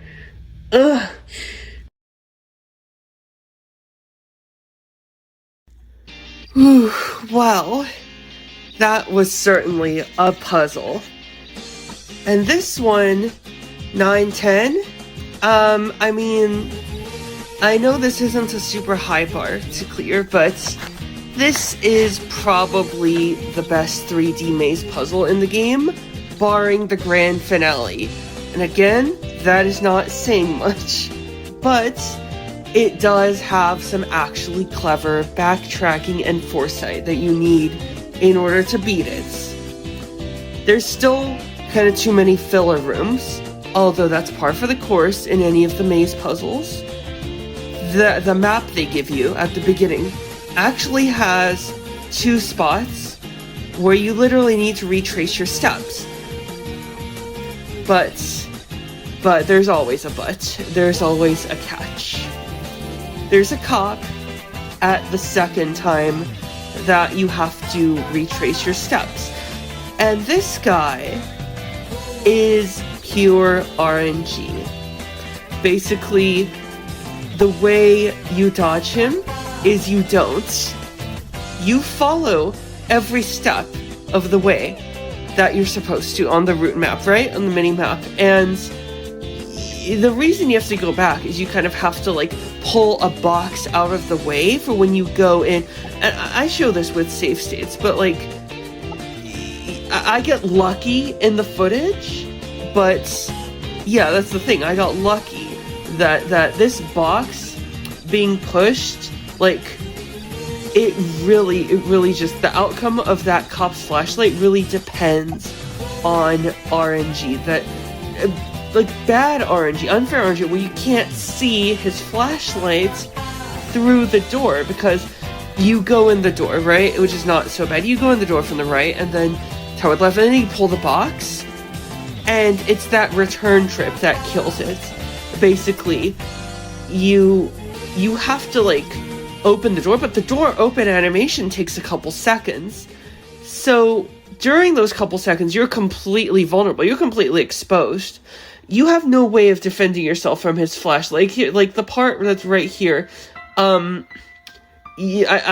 saved the state, and I got lucky here that the cop just happened to be walking away. But there's plenty of times where, like, he's walking towards you, and you're like, oh shoot, the flashlight's on me. Like, there's no way to get around that. When he's just at the wrong time in his walk cycle, you're done. I mean, if you're on original hardware, you're done. Like, basically, you gotta start the entire puzzle over again. The entire 5-10 minutes. I mean, the puzzle's great, except for that. It's just, I mean, it's not as infuriating as 9-9, except for that one part. I don't know why they decided to do this. They put the two puzzles that are like have super frustrating elements back to back like this. It's just, I don't know who exactly was in charge of ordering the levels, but once you get past that, once you're lucky enough to get past that part, it's really not so bad. It's a nice solid B tier puzzle, but it's just that is RNG. You have no way of protecting against except with save states, which I use here. I mean, I don't know what else to say. It's another super long puzzle that actually does kind of pay off. There is some glorious sense of satisfaction in reaching the end. That's part of why I give it B tier, perversely enough. I mean, it's just one of those. It's just one of those puzzles that you remember, maybe for some of the right reasons, maybe for some of the wrong reasons. And that's really the best summation I can give of Stage 9 as a whole. It's memorable, but partly for some of the wrong reasons. And with that, we step into the light as we go into the final stage.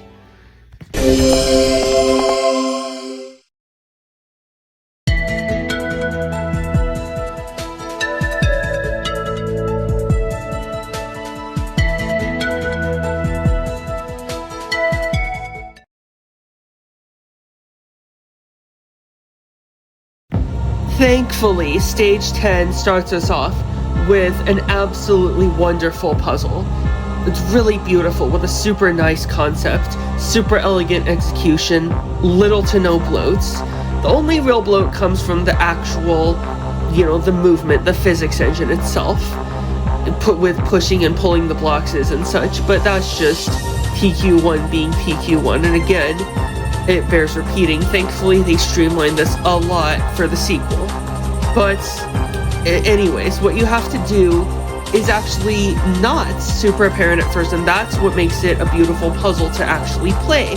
It's about the joy of discovery. Because the whole idea is that, right, you have a yellow switch that's kind of blocking your path to getting to the higher platform, right? Okay, well, so you need the yellow switch, right, which requires you to hit that yellow-red switch in the bottom right corner. Great, so, okay, well, after that, how do you get to the top platform? You still need 3 of the blue blocks. But how do you get 3 blocks when 2 of them are, like, on each side, and you need 1 of them to get from one side to the other? So, you should really only have access to 2 blocks. So it seems like a paradox, right? But that paradox is the beauty of the puzzle. That's why this is really so inviting to playing around, basically.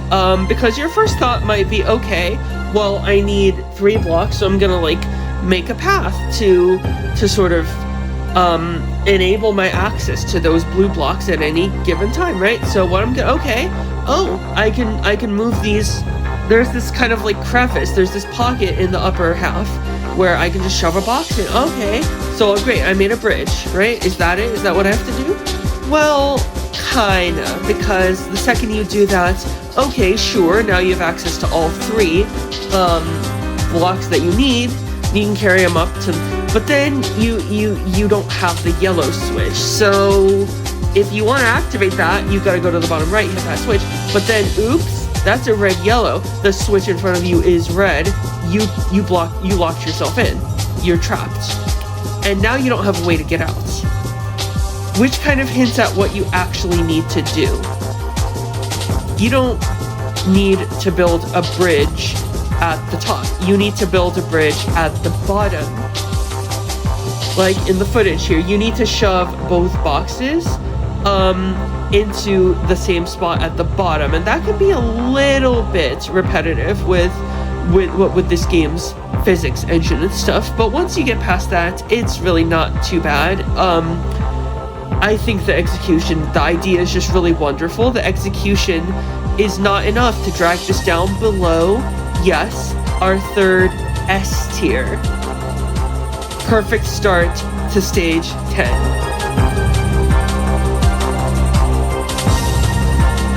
And with the next puzzle, we actually have our fourth S and our second S in a row. Because this is the puzzle that really, truly tests whether you know how to manipulate boxes and blocks. It seems so simple, really. I mean, these are the two simplest core objects in the entire game, and yet, this puzzle integrates them so masterfully as an homage to 3-6 and 6-3. It almost looks the same, but it couldn't be more different in the way it distinguishes itself, because if you don't plan ahead, you will get stuck and you will not be able to finish. There is some truly excellent skill testing going on here. It's a deceptively simple setup, like I've said. It looks the same as two puzzles that you've found before to get to this point. And of course, as I said, it's a very nice homage, but what makes this so tricky is that you can't draw blocks, the blue blocks down, like you can in the sequel. I mean, of course, that goes without saying, that would completely break the puzzle. But the second half is where it truly gets interesting. Because you have to fit 3 long vertical boxes into like a little 3x4 pocket space. So okay, you might think, okay, I'll try ABP. But how does one exactly try ABP when you have to drag the third box through the same corridor where the ABP would normally apply?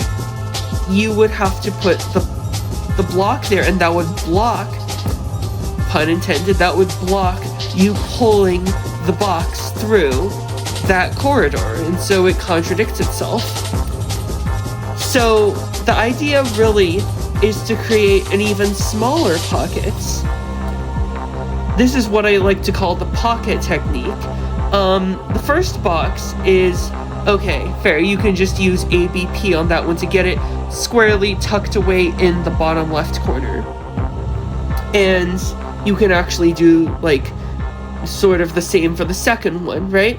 The third one is where you're forced to, like, use a pocket technique. You create this little 1x2 pockets in the upper left corner, and I highlight it with, like, so the camera shift in the footage, right? But, like, you use ABP, and then you end up with a pocket, and that pocket is big enough to actually allow you to pull the third box in, and it needs to be, like, sort of in the upper 2 rows, not the lower 2 rows, because ABP can only get you so far. It can get the first 2 tucked away in the lower left corner, no problem, but it can't tuck the third one into, like, the third column, because there's simply not enough space to pull it back anymore.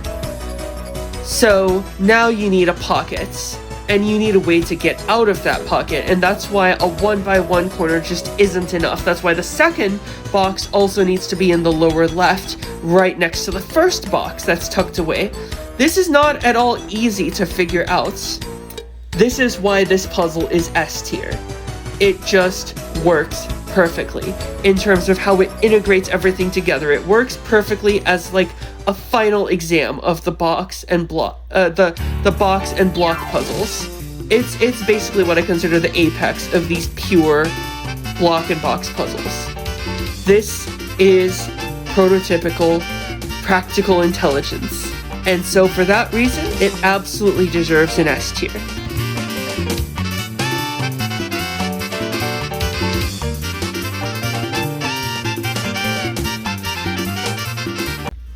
And then you have 10-3. It's a bit too short, it's a bit too easy for stage 10, but that being said, it's not a bad puzzle otherwise. It's basically an expanded version of 4-3, where that was like a foundation puzzle to this, only this time you have conveyor belts, but they don't particularly get in your way in terms of solving the actual puzzle itself. They're more of just like a cosmetic nuisance. I mean, the main trouble is really just like figuring out how to block the vertical laser that's like right before the goal. And it's not hard to figure out. You just kind of push. I know I fumble around in the footage, but like that's on purpose to show off failure modes as if someone was playing this for the first time, like what they would usually try, just to show how this puzzle can kind of get a little difficult, right? I mean, you're trying to block that laser, but you can't use the one that's facing right. You got to use the one that's facing left, except it's not far enough to the right. So you've actually got to use the conveyor belt there. And then from there, you can just kind of follow your nose. I will say there's a nice trap with the laser that's like facing left, because then you end up with like a laser that's blocking your way back down that you can't pull back up. And it's very easy, like I do, to end up on purpose, to end up with the lasers pointing the wrong way, and that still block your way towards the goal. But still, it's a very breather puzzle for stage 10, and I feel like that doesn't really justify going over a high C for me.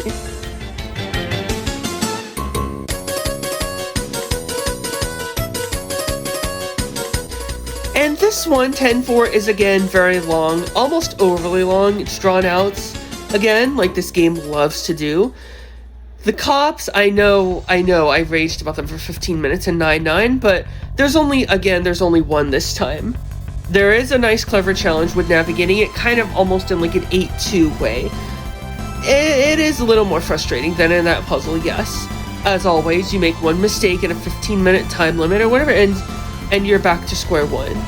But I do actually like most of the weight puzzles in this game. Sometimes they can get a little tedious, sometimes they can be poorly executed, like 5-10, where it's just bloat, and again, really, thank God PQ2 increased the movement speed, because this puzzle desperately needs it when you're stacking all the 10 blocks up to height 5. Like I mentioned, you really do need 10 blocks here. I mean, just because I really sped this up in the emulator footage. But unlike 8-2, actually the one thing this puzzle does better than that puzzle, you can actually pull out the blocks making up the staircase. Once you reach the bottom, you just put another block there to reach back to the bottom. And thank goodness the cop cannot hurt you. He cannot get you there. So it's not actually as consequential which specific blocks you used on your first time round to get up, right? I mean, and there's a funny thing Addy Blue does in his walkthrough, which is trap the cop on top of a box. So that's always hilarious to see every time I watch his video. It's funny to see the cop walking on top of a box, which you don't actually need to do. It's just one way of solving it. But yeah, it's. I mean, it does add some like pressure elements without necessarily making it unbearable to play, like 9-9 did. But funny story though, recording the footage for this was actually the first time I solved this, emulator or otherwise. I just didn't particularly care to beforehand. I did use one save state, but I could have done it without it. It's just that I didn't particularly have the patience to do it until I went insane and clinically insane and decided to make this video for you guys. So all that being said, it's a very nice idea. It's a little drawn out, which is what prevents it from S tier, but I mean, it's A tier. Other than that, it's a perfectly competent A tier.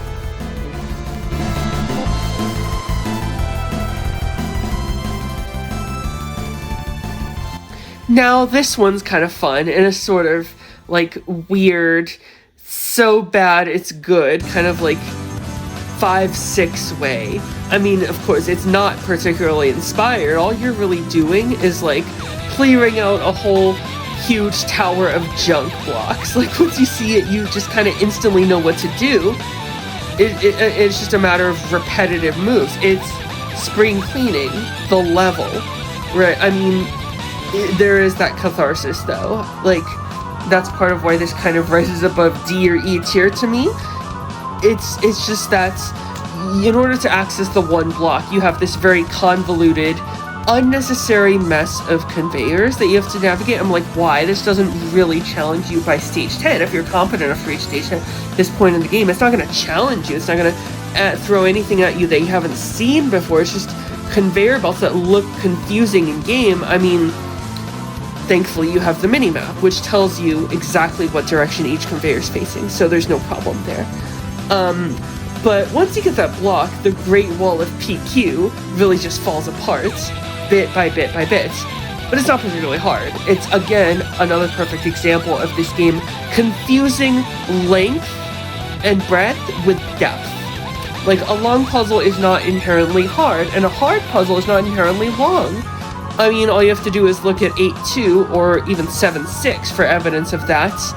Some of the best puzzles in this game are very short. They're very small and compact. They take place in compact rooms. I mean, with this one, though, again, there's the catharsis factor, the kind of hilarity of it, like the so bad it's good factor. I mean, maybe there's some fun or some challenge to be had in, like, trying to optimize the moves, but that's not really a feature of the puzzle itself. It's not so much an asset as just, like, kind of in that 5-6 way. It's like, yeah, this is kind of fun in that strange way that shouldn't be fun, but it's fun anyways. C tier.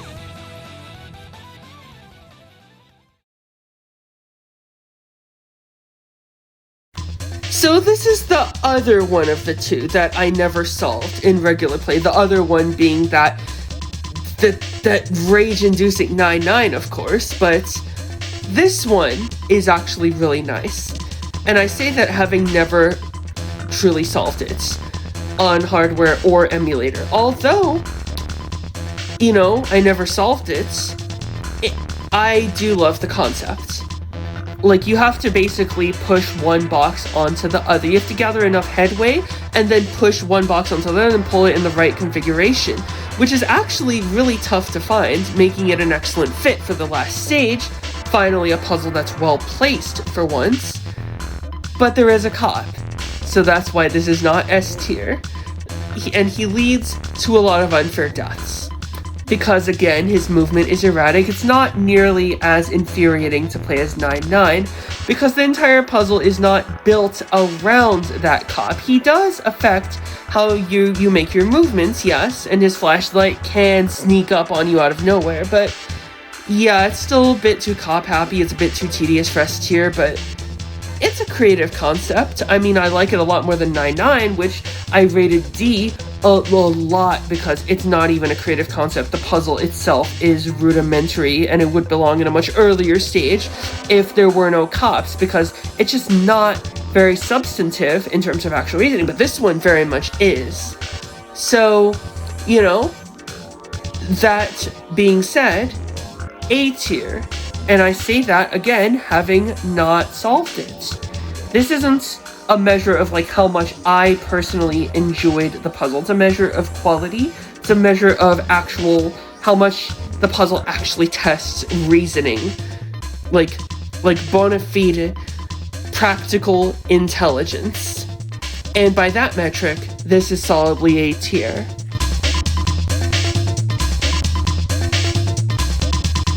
Speaking of practical intelligence, now we get to arguably the best puzzle in the game. 10-7. This is gorgeously clever. I mean, it probably should have been the finale, if we're being honest. Like, it just has such an excellent sense of scale. And I know I say that a lot, but it really combines depth with breadth. The height and the visual, like the width on the ground. It just really expertly uses height, and I don't just mean in the sense of climbing a tall structure, I mean the height of the actual building blocks themselves. Like, you have a nice mixture of you know, like stair blocks and blue blocks and the gray boxes, and it really tests whether you actually understand what each object is doing, and that's fundamentally why, like 8-2, I consider this an S tier puzzle. It's just fundamentally testing your true understanding of, like, the purpose of the objects, essentially. Because a stair block does not behave the same as a box. It has different properties, it blocks the laser differently, And you can use one but not the other, and the game really demands you to see that in advance. It just generally makes you think really hard, play around with which blocks work and which ones don't. And that is the true essential secret sauce of an S-tier puzzle. I mean, just the insight that you need a blue block, not a stair block for the middle section, that's perfect. Like, even though you have to loop around to, like, kind of push the box down and up the escalator, even that doesn't detract from it for me. Like, this is still an S-tier puzzle all the way. It's just, overall, it's got such mind-bending substance that it's like, it's still accessible enough, plenty accessible enough to be solvable. It's not 9-9 with the cops that just ruin everything. No, there are no cops here. It's just a genuinely creative, intellectually demanding puzzle. It's too intellectually meritorious to justify anything less, really. I mean, it really does matter whether you use 2 stacked blocks or the giant stair block. And in fact, you do have to, like, make a distinction. You can't, you have to use the stair blocks at a certain point to pull the box up top a certain way, and you have to, like, not trap yourself. You have to use the stair box, not just, like, that you have to use it, but you have to use it in a certain position. It's really perfect. It's a perfect puzzle, or as close to a perfect puzzle as you can get in this game. It's, like, I think in the footage that I've got, I messed it up once, but, like, I mean, it's just as close as you can get to a perfect synthesis of this game's mechanics. It's the tutorial puzzle that isn't, because it just teaches you so much fundamentally about how each piece works. And it really, what pushes this to S tier and possibly even number 1 for me is it makes you appreciate how each structure differs from all the others. It makes you appreciate that each object does indeed have a purpose. It makes you slow down and think, and it really gels with this game's sort of more severe atmosphere as an IQ test, because it really does take practical intelligence. I know I've said that a ton of times, but it takes practical intelligence to distinguish objects and appreciate their subtle differences. And that practical intelligence is the secret ingredient of a true S-tier puzzle.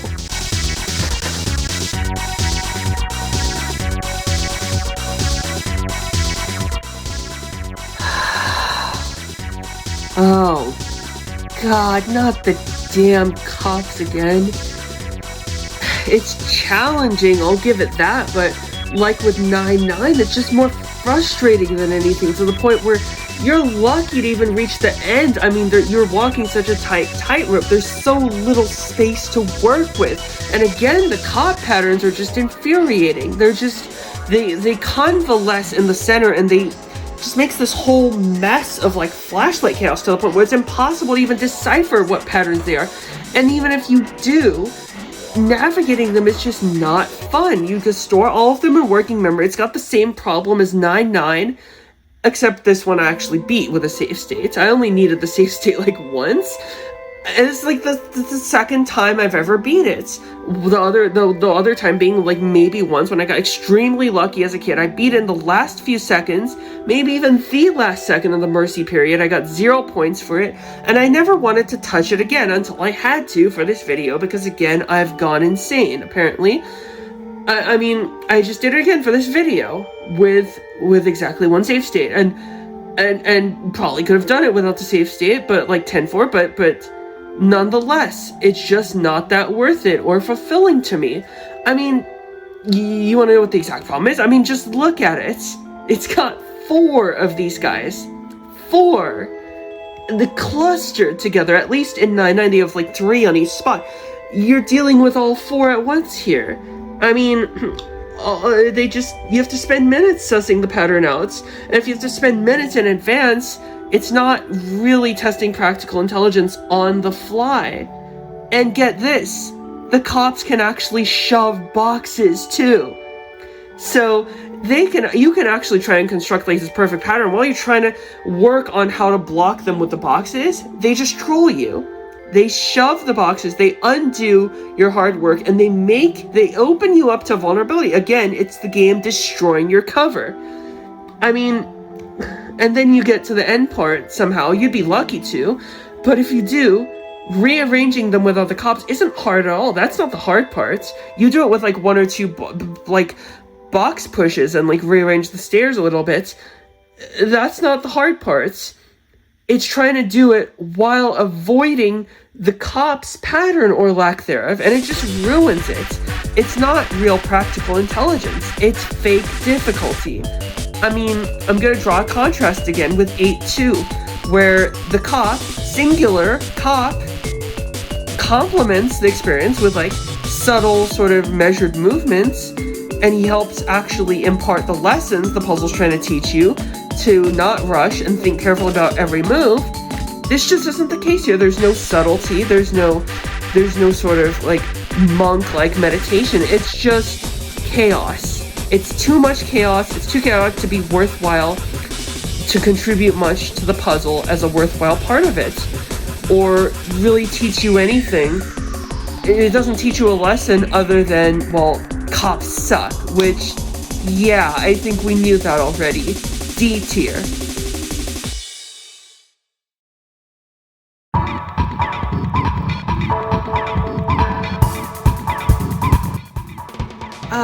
So we reached the second to last puzzle in the game.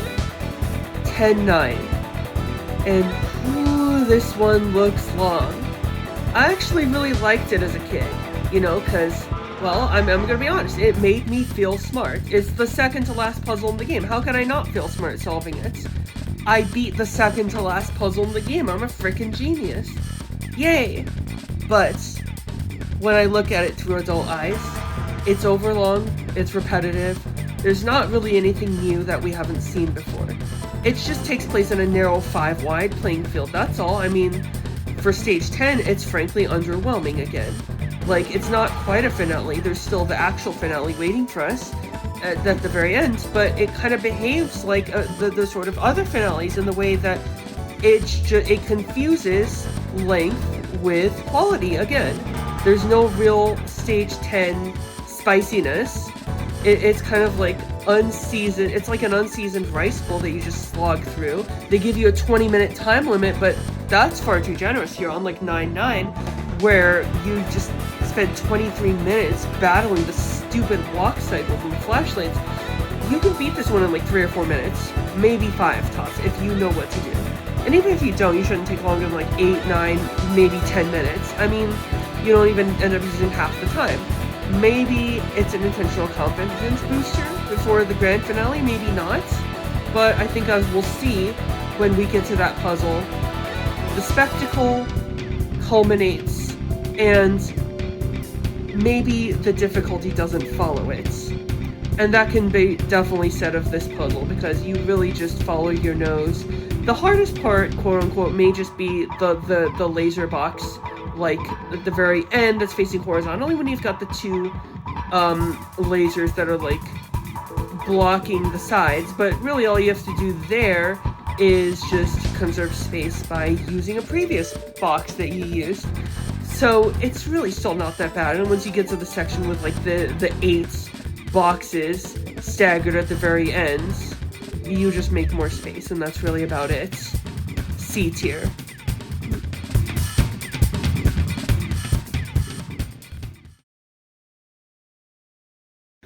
All right, here we go. The grand finale.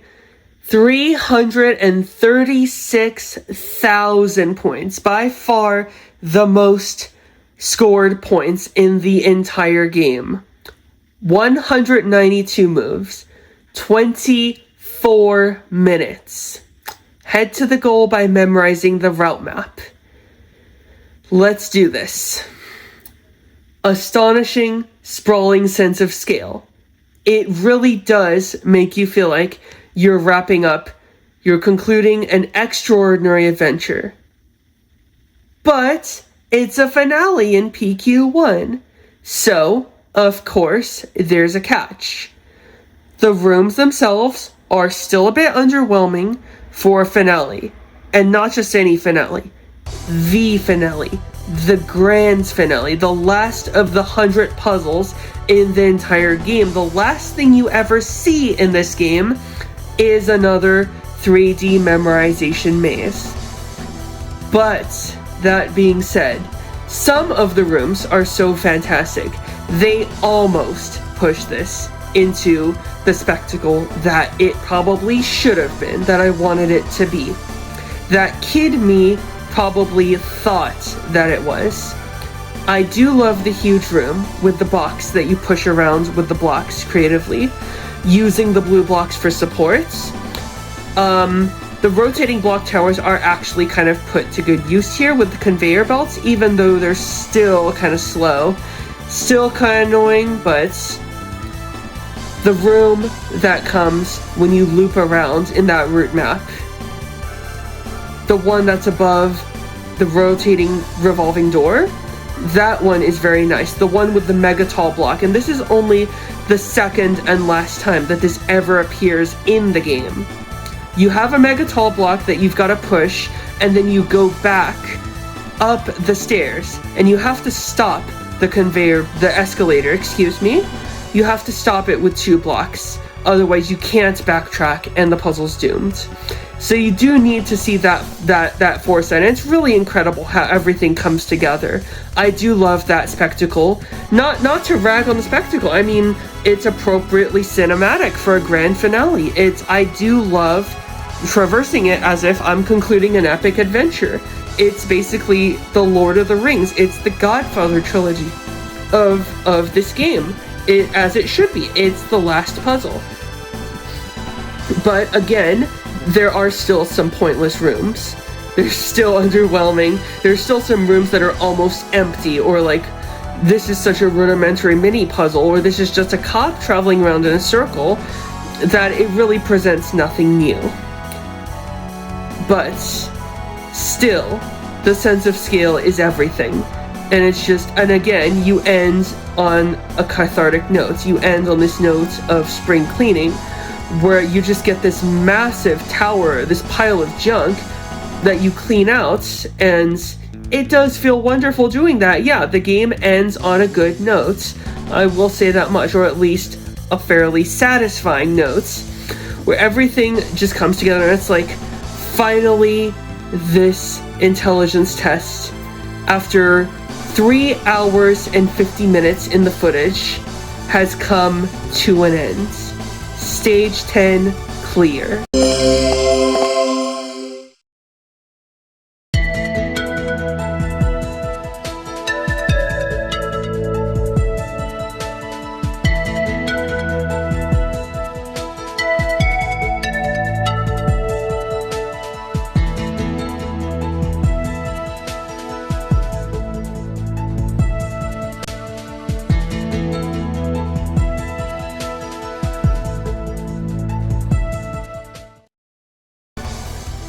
You get your final results, you get your PQ score.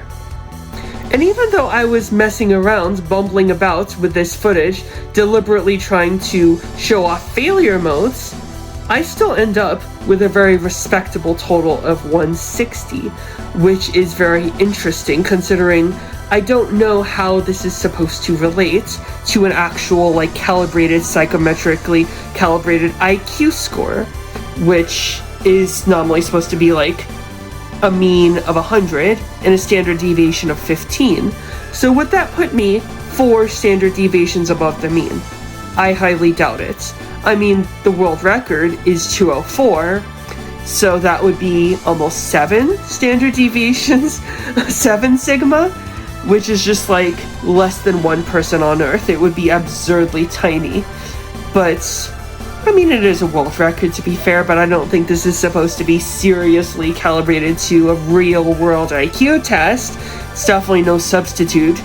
I can't just go around saying my IQ's 160 because I got 160 in PQ for the PSP.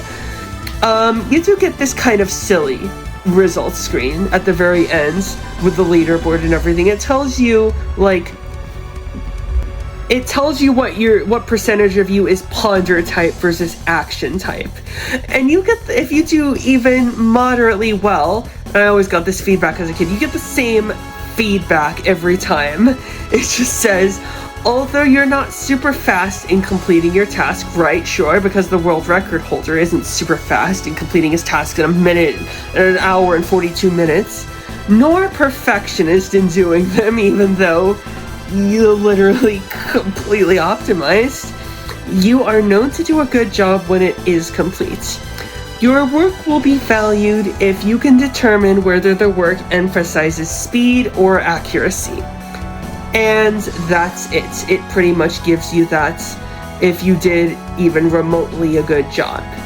Now, you could submit this score to the online leaderboards, and it can be faked, it can be cheesed with that exploit, where you just quit out of the game and start again, resetting the time and the moves. But there's really no point to that, again, like I said, because the leaderboards are just defunct now. I mean, there's no more online, and you can't use online with emulators, so there's really no point. It's really just for bragging rights. But with that, we're at the end of PQ, Practical Intelligence Quotients.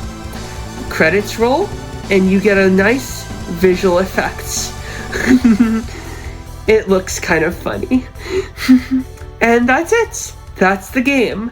And that is all 100 puzzles of PQ ranked. Let's rank all 100 puzzles. Now that we've decided what tiers they are, I'm gonna go ahead and rank them within each tier. I've went ahead and put each in its respective tier. Starting with F, I'll just go ahead and make it left for the best, right for worst, so it goes left to right. I'm gonna start with F tier. 7-7 is, as I said, probably the best or the least worst of the F tier, just simply because of the, I guess, the challenge, if you want to call it that, the challenge of avoiding the cops. Even though 1-4 technically also has that, which would make it like second best, second least worst in the F tier, it's just easier and less interesting, of course. And 1-3 kind of falls a bit below that in third place. At least it doesn't have any artificial stuff like slowing you down, like 3-2 with the escalators, which, you know, I mean, they just put you in a bunch of dead ends to waste your time, but at least that puzzle does give you something to think about, which puts 3-3 below it as, in my opinion, the worst puzzle in the game, because it really presents no challenge. I mean, it just utterly wastes your time. Like I mentioned, it's basically saying, do this completely obvious thing 3 times just so we can show off this mechanic. I mean, even though that mechanic only slows you down and it just spins you around and it doesn't actually do anything when it comes to puzzle solving. So that's why I'm gonna go ahead and put that as the worst puzzle in the game. Now as for E tier, I would say among these, the best would probably be 2-2, even as a demo puzzle, just because it's like slightly less demo-y. At least it actually does involve some substance when it comes to like teaching you how the switches work. 2-1 is kind of like that with stairs. It's better than 2-10, I would say. Something like 2-10 would probably be third best, just because it's not really so much of a rehash. It just kind of, it uses the same idea as 2-4, sure. I mean, that was just why I consider it better by 1 spot. But kind of only marginally. I mean, beneath that, you sort of have puzzles that are like either broken or just empty. Like, there's really not much to them, or they're just so unfun to play that they like almost border into F tier. As for like puzzles that maybe aren't empty but rather broken, you have 1-10, like I mentioned, right? I mean, and below that 6-10, which isn't really broken, but just for being so barren, and like as a stage 6 finale, right? It's just kind of late placed in the game, like 8-8, which is also just not great for that position. Yeah, I mean, it's so full of empty space and just backtracking, and if you screw up the box push because of the poor depth perception, I mean, yeah, for being a stage 8 puzzle, again, E tier, like, that's why it was E tier. It's not that it's necessarily broken, it's just, yeah, it's empty. I mean, and same with, like, 3-4, that's a very empty demo puzzle. Like, it's not one of the better demo puzzles. It doesn't really demonstrate much of anything, and likewise, like, a puzzle like 7-1 doesn't really test anything. It just keeps you waiting in those really boring, like, loops, you know, with the towers, like, that just, you have to wait for them to come around. I mean, I guess at least it's not a walking puzzle, which 4-1 and 1-5 are, I guess. Like, the conveyor belts just slow you down. It's not that it does a bad job of teaching you conveyor belts, it's just it's so slow to go through. At least in 4-1, you kind of have a strategy where you go in the center and, like, kind of hug the cops that way, like I mentioned. So that's what saves it from F tier, and so I would put it there, like, probably the second worst of E tier, not the worst of E tier. Now, as for D tier, right, I mean, where would I put the very beginning puzzle in the game? Probably somewhere around the middle. I mean, it's perfectly inoffensive as a tutorial puzzle. I don't know if it frankly could have done much better, but it's just that it's such a rudimentary, you know, like, pave the way up to the top with the blocks. Though I can tell you which puzzle's the worst right off the bat among D tier. Let's put that right there for, I think, obvious reasons. Just gonna go ahead and, like, put 10-8 in this very lower region around here right now too. I mean, it's just, again, for obvious reasons. It's because the cops just really interfere with you demonstrating your practical intelligence. But other than that, I mean, again, with the empty puzzles that almost border on E tier, at least 10-8's not empty. 9-9 has a shell of an idea that's just so ruined by the cops, again, and their stupid, unpredictable patterns, but its idea is pretty empty. Like I mentioned, it's a mid-game puzzle wearing late-game puzzle clothing. At least, like, with 7-10 and 5-10, which are still very lower D tier among this tier. I mean, yeah, if I had to pick a puzzle that was slightly better, I'd say 7-10, just for, like, having one decent-ish idea. But 5-10 is just total bloat. I mean, then you have, like, 5-8, which is, like, the slightly less boring version of 7-1, so probably maybe somewhere around there. 3-10, I don't know.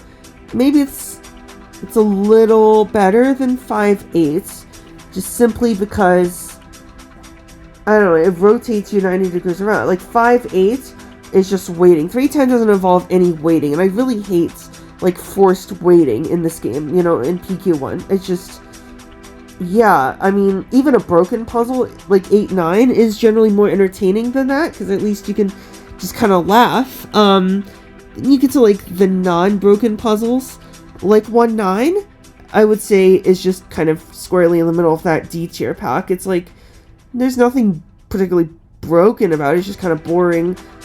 I mean, it's boring not in the waiting way, but just, like, the tedious way, and, you know, I mean, it's the laser puzzle where you just put the blocks in front of lasers. Like, 1-6 is a bit of a more compact, like, better version of that, slightly.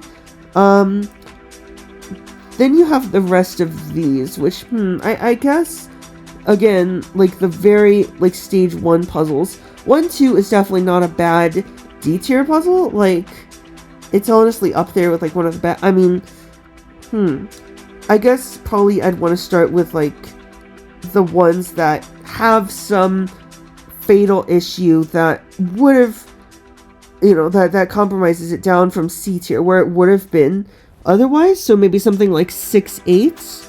Let's see, let's put that up there for a minute, right? Like, is it better than the stage 2 puzzles in 2-7 and 2-5? No, I don't think so.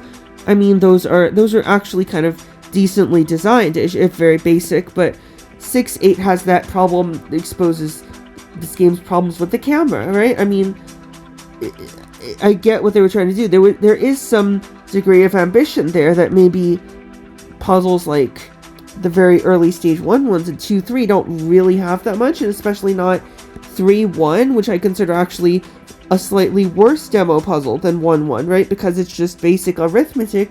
At the end of the day, you're just checking the weights. So, I guess this would be something close to like an ordering in D tier, right? Like, maybe I'd swap 5, 8. I'd put 5, 8 down here, actually, right? It's just boring, more so than 3, 10, right? And then you have broken puzzles, like 8, 9, which are slightly better just for the comedy factor.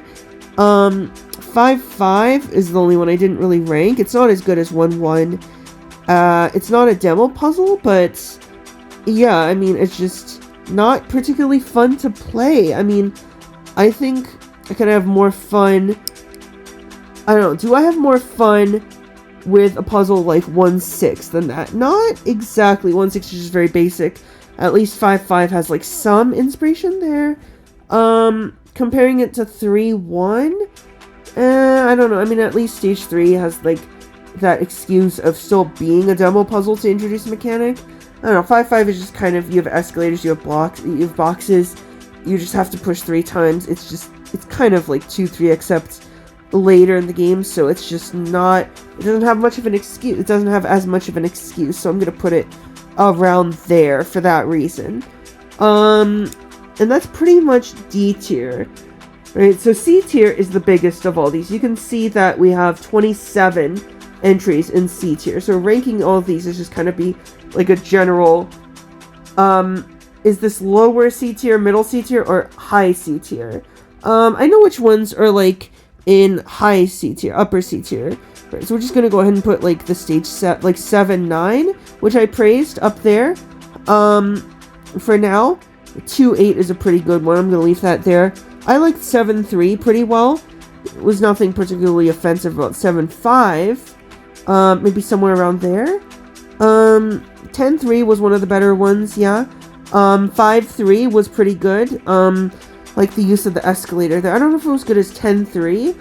Probably not. I mean, 10, 3 at least required some actual, like, abject, like, creativity there. 10, 9 is decent. It's, like, not too bad. Is it better than 5, 3 with ideas and creativity? No, not exactly.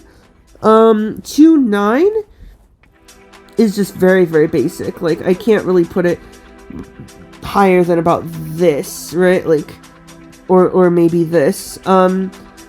But, let's see.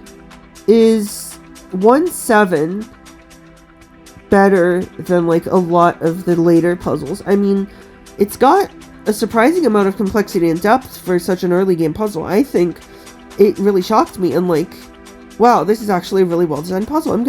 It's not quite 7, 9, because 7, 9 actually uses height and scale in a kind of meaningful way, but I'm gonna go ahead and put it around there, like, for the time being. 1, 8 doesn't belong here. It's pretty basic. It's pretty, you see the solution, like, pretty much from the outset. Oops, not B tier.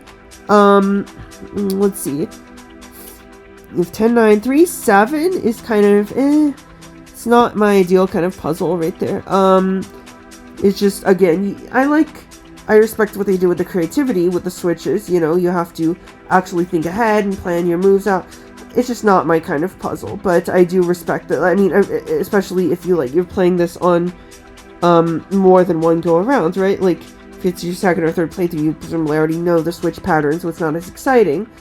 Then you have, like, 3, 8s, which you really can't, like, screw up. I don't know how it compares. It's a little worse than 3, 7. Is it? Maybe not. These are kind of tied, in my opinion. I mean, what about 7, 5? I don't think it's this high, right? I think it's probably in the middle. 3, 9 is that kind of, like, very mid-tier C puzzle, where it's like, I respect what they're trying to do with the symmetry. It's you know, it's a nice idea. Could have been more elegant in the right hands, I think, but they kind of went overboard on, like, the staircase assembly construction, so it gets kind of boring. It takes a while to do. I'm gonna put that around mid-tier right there. Then you get to, like, the stage 4 puzzles, which I think are actually a bit better than 1-8. 4-2 being a little bit better than 4-4 because of like the fun of trying to optimize the solution and everything. How was 4-6? That one's a little lower just simply because of the tedium factor. Having to go all the way around, push the box, go all the way back. It's a problem that like something like 8-10 also suffers from, but what else do we have? With 4-9, that one I liked alright. I think I would put it a little above 7-5 actually, right? So maybe somewhere around there. Just because there's a nice sense of scale there. It's still follow your nose, but at least it's a stage 4 puzzle, not a stage 7, right? Let's see, 5-4. That one wasn't bad. I think I'd put it a little below the stage 4s, but above 1-8. 1-8 is probably not that high, right? I'm just putting it in the middle for now. Middle-ish. 4-10 is not one of the best. In fact, I think it's one of the worst puzzles in this tier. It's really only saved from D tier by like the last room with the, or E tier even, with like the laser if you move around kind of creatively. I thought that was nice. I do think it's a better puzzle than something like 2-5 or 2-7 where the solution is just like immediate.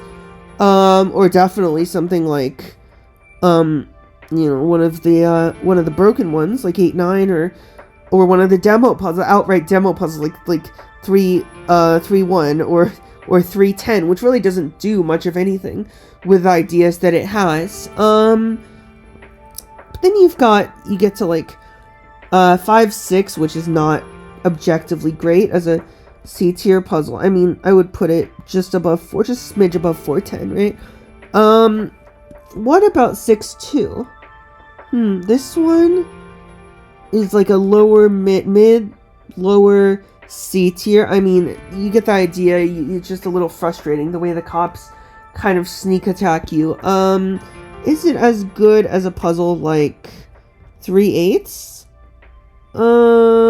Maybe they're a bit tied, right? I mean, this is the first kind of, okay, you can kind of start to like actually mess this up with the timing and stuff, but 3-8 I feel like is just slightly more satisfying to play through, so I'm gonna put it right about there. 6-4 kind of, again, the whole conveyor thing kind of sucks, as I mentioned, right? Like, it results in slow movements, but you know, oh, that kind of reminds me of like 10-5, right? Should I put that above or below 5-6? I think it's more satisfying than 5-6, right, by a few places, so go ahead and put that there, probably. 2-9 probably belongs near the bottom. It's just a one and done kind of thing, and I'm pretty satisfied with like 5-6 as third worst in the tier. So where was I gonna put 6-4 according to that? Not too high up, right? I think 10-5 is actually a slightly more satisfying puzzle just to play through. And then what else have we got? We've got, in stage 8, we've got 8-4, which is like this very inexplicable, like very easy puzzle. There's nothing too offensive about it. It's just kind of, it's there, like, kind of slightly more satisfying than something like 4-10 or whatever. I mean, 8-5, again, is just kind of that, like, drawn out 6-5 clone, so it's in the middle, right? It's gotta be, like, in the middle. It's not as good as an original puzzle, like 4-9 or 7-5 with the boxes and blocks, but, you know, it's there. It's not bad. Is it better than 3-7? I would have to say yes, right? Is it better than 1-8? Again, I would have to say probably still yes. You can move those back a few positions, right?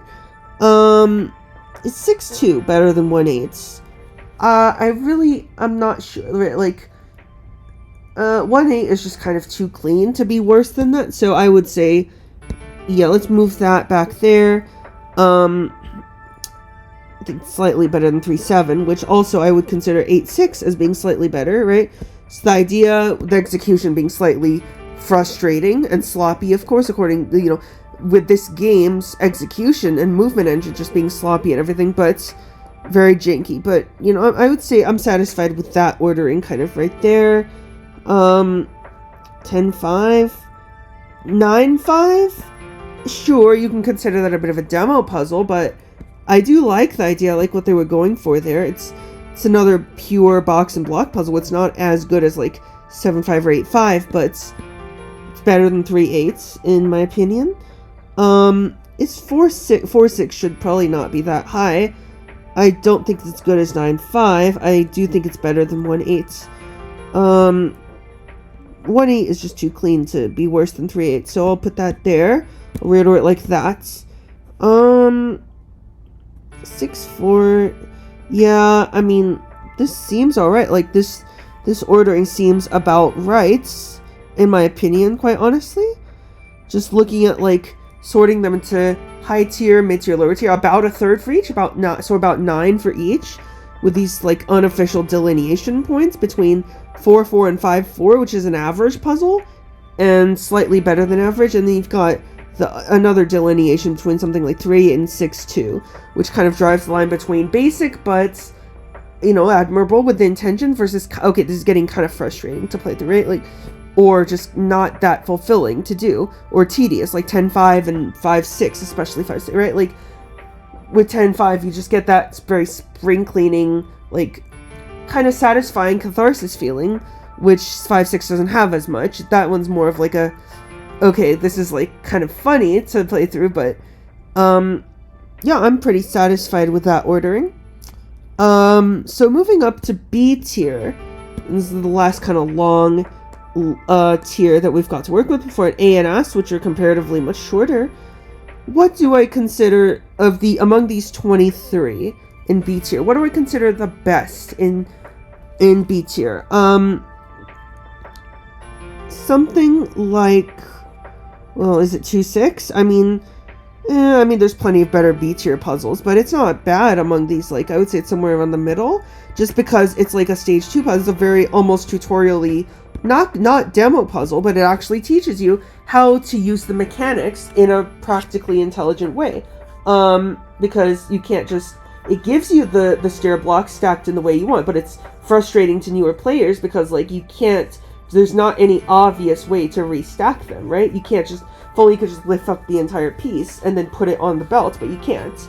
So you have to figure out how to reassemble it in the proper way, which is always nice. 3-6 is, I mean, you follow your nose, but I think that's not a bad thing for stage 3. I think it's one of the better ones, if not one of the best in this tier, right?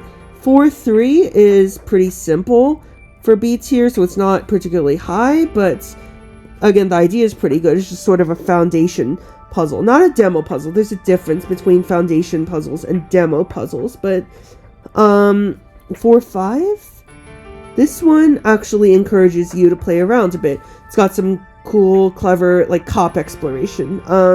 It's not necessarily a top tier in B tier, but somewhere around the middle, high-ish region, right there, yeah. 4-7, is it better than 4-5?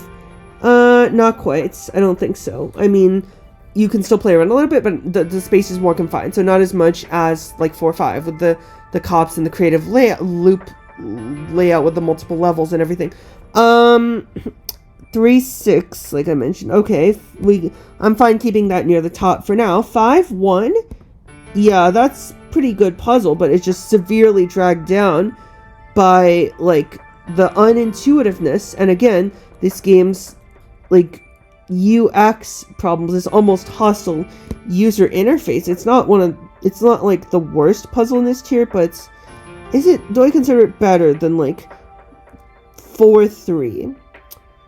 Yeah, yeah, I would, by a not insignificant margin.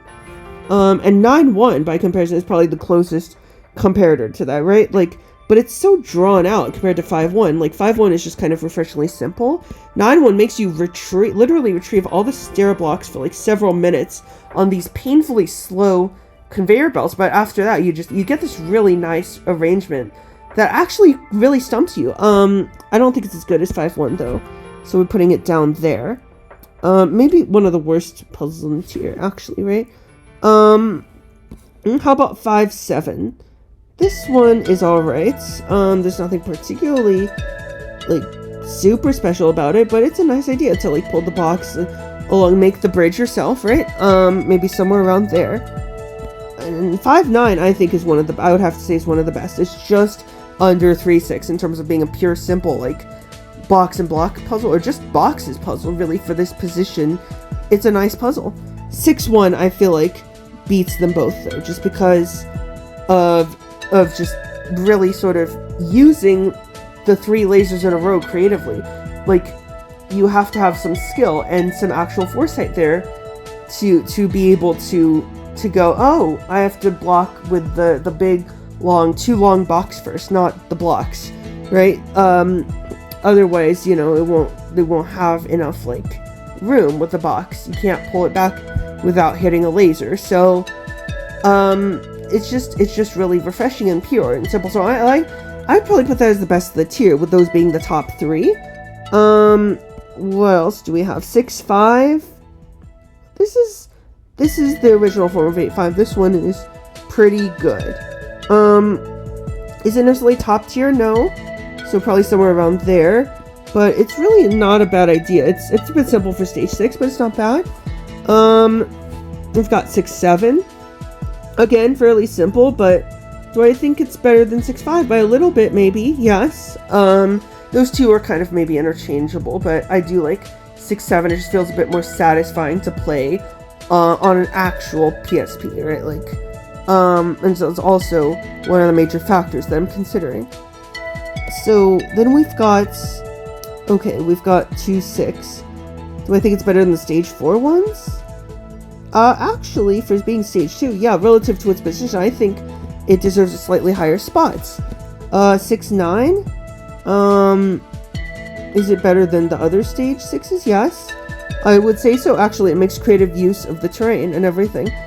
Does 2-6 deserve to be this high, though? Not really. I think maybe down there. Possibly.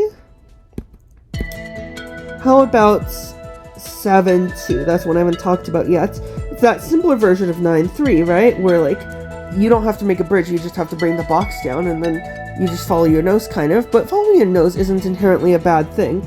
Does that make it one of the upper tier puzzles? No, but it's not a lower tier puzzle necessarily. It's not dragged down by something like 5-1 or 9-1, or as I'll get to, like, the stage finales, 8-10 and 9-10, that I put in this tier. So I'd have to put it somewhere around the middle. Somewhere around there for now. Let's revisit that later. We've got... what have we got? 7-4. This is the kind of rehash of 3-5 that I mentioned. So I would say it's not as good as like 2-6 in that regard of being an original actual test of practical intelligence anymore at that point. If you cleared 3-5, you're going to clear this one too. It's just kind of using the same idea with not much new introduced to the player. But then you've got 7-8, which does have that nice vertical sense of scale. So I'd probably put it in the upper tier, but not maybe to the same extent as the stage 4s, which have some actual creative exploration. Is it as good as 6-9? Maybe just barely not, right? I mean, there's still terrain use here, but it's not. They could have done more with it like they do with 6-9, right?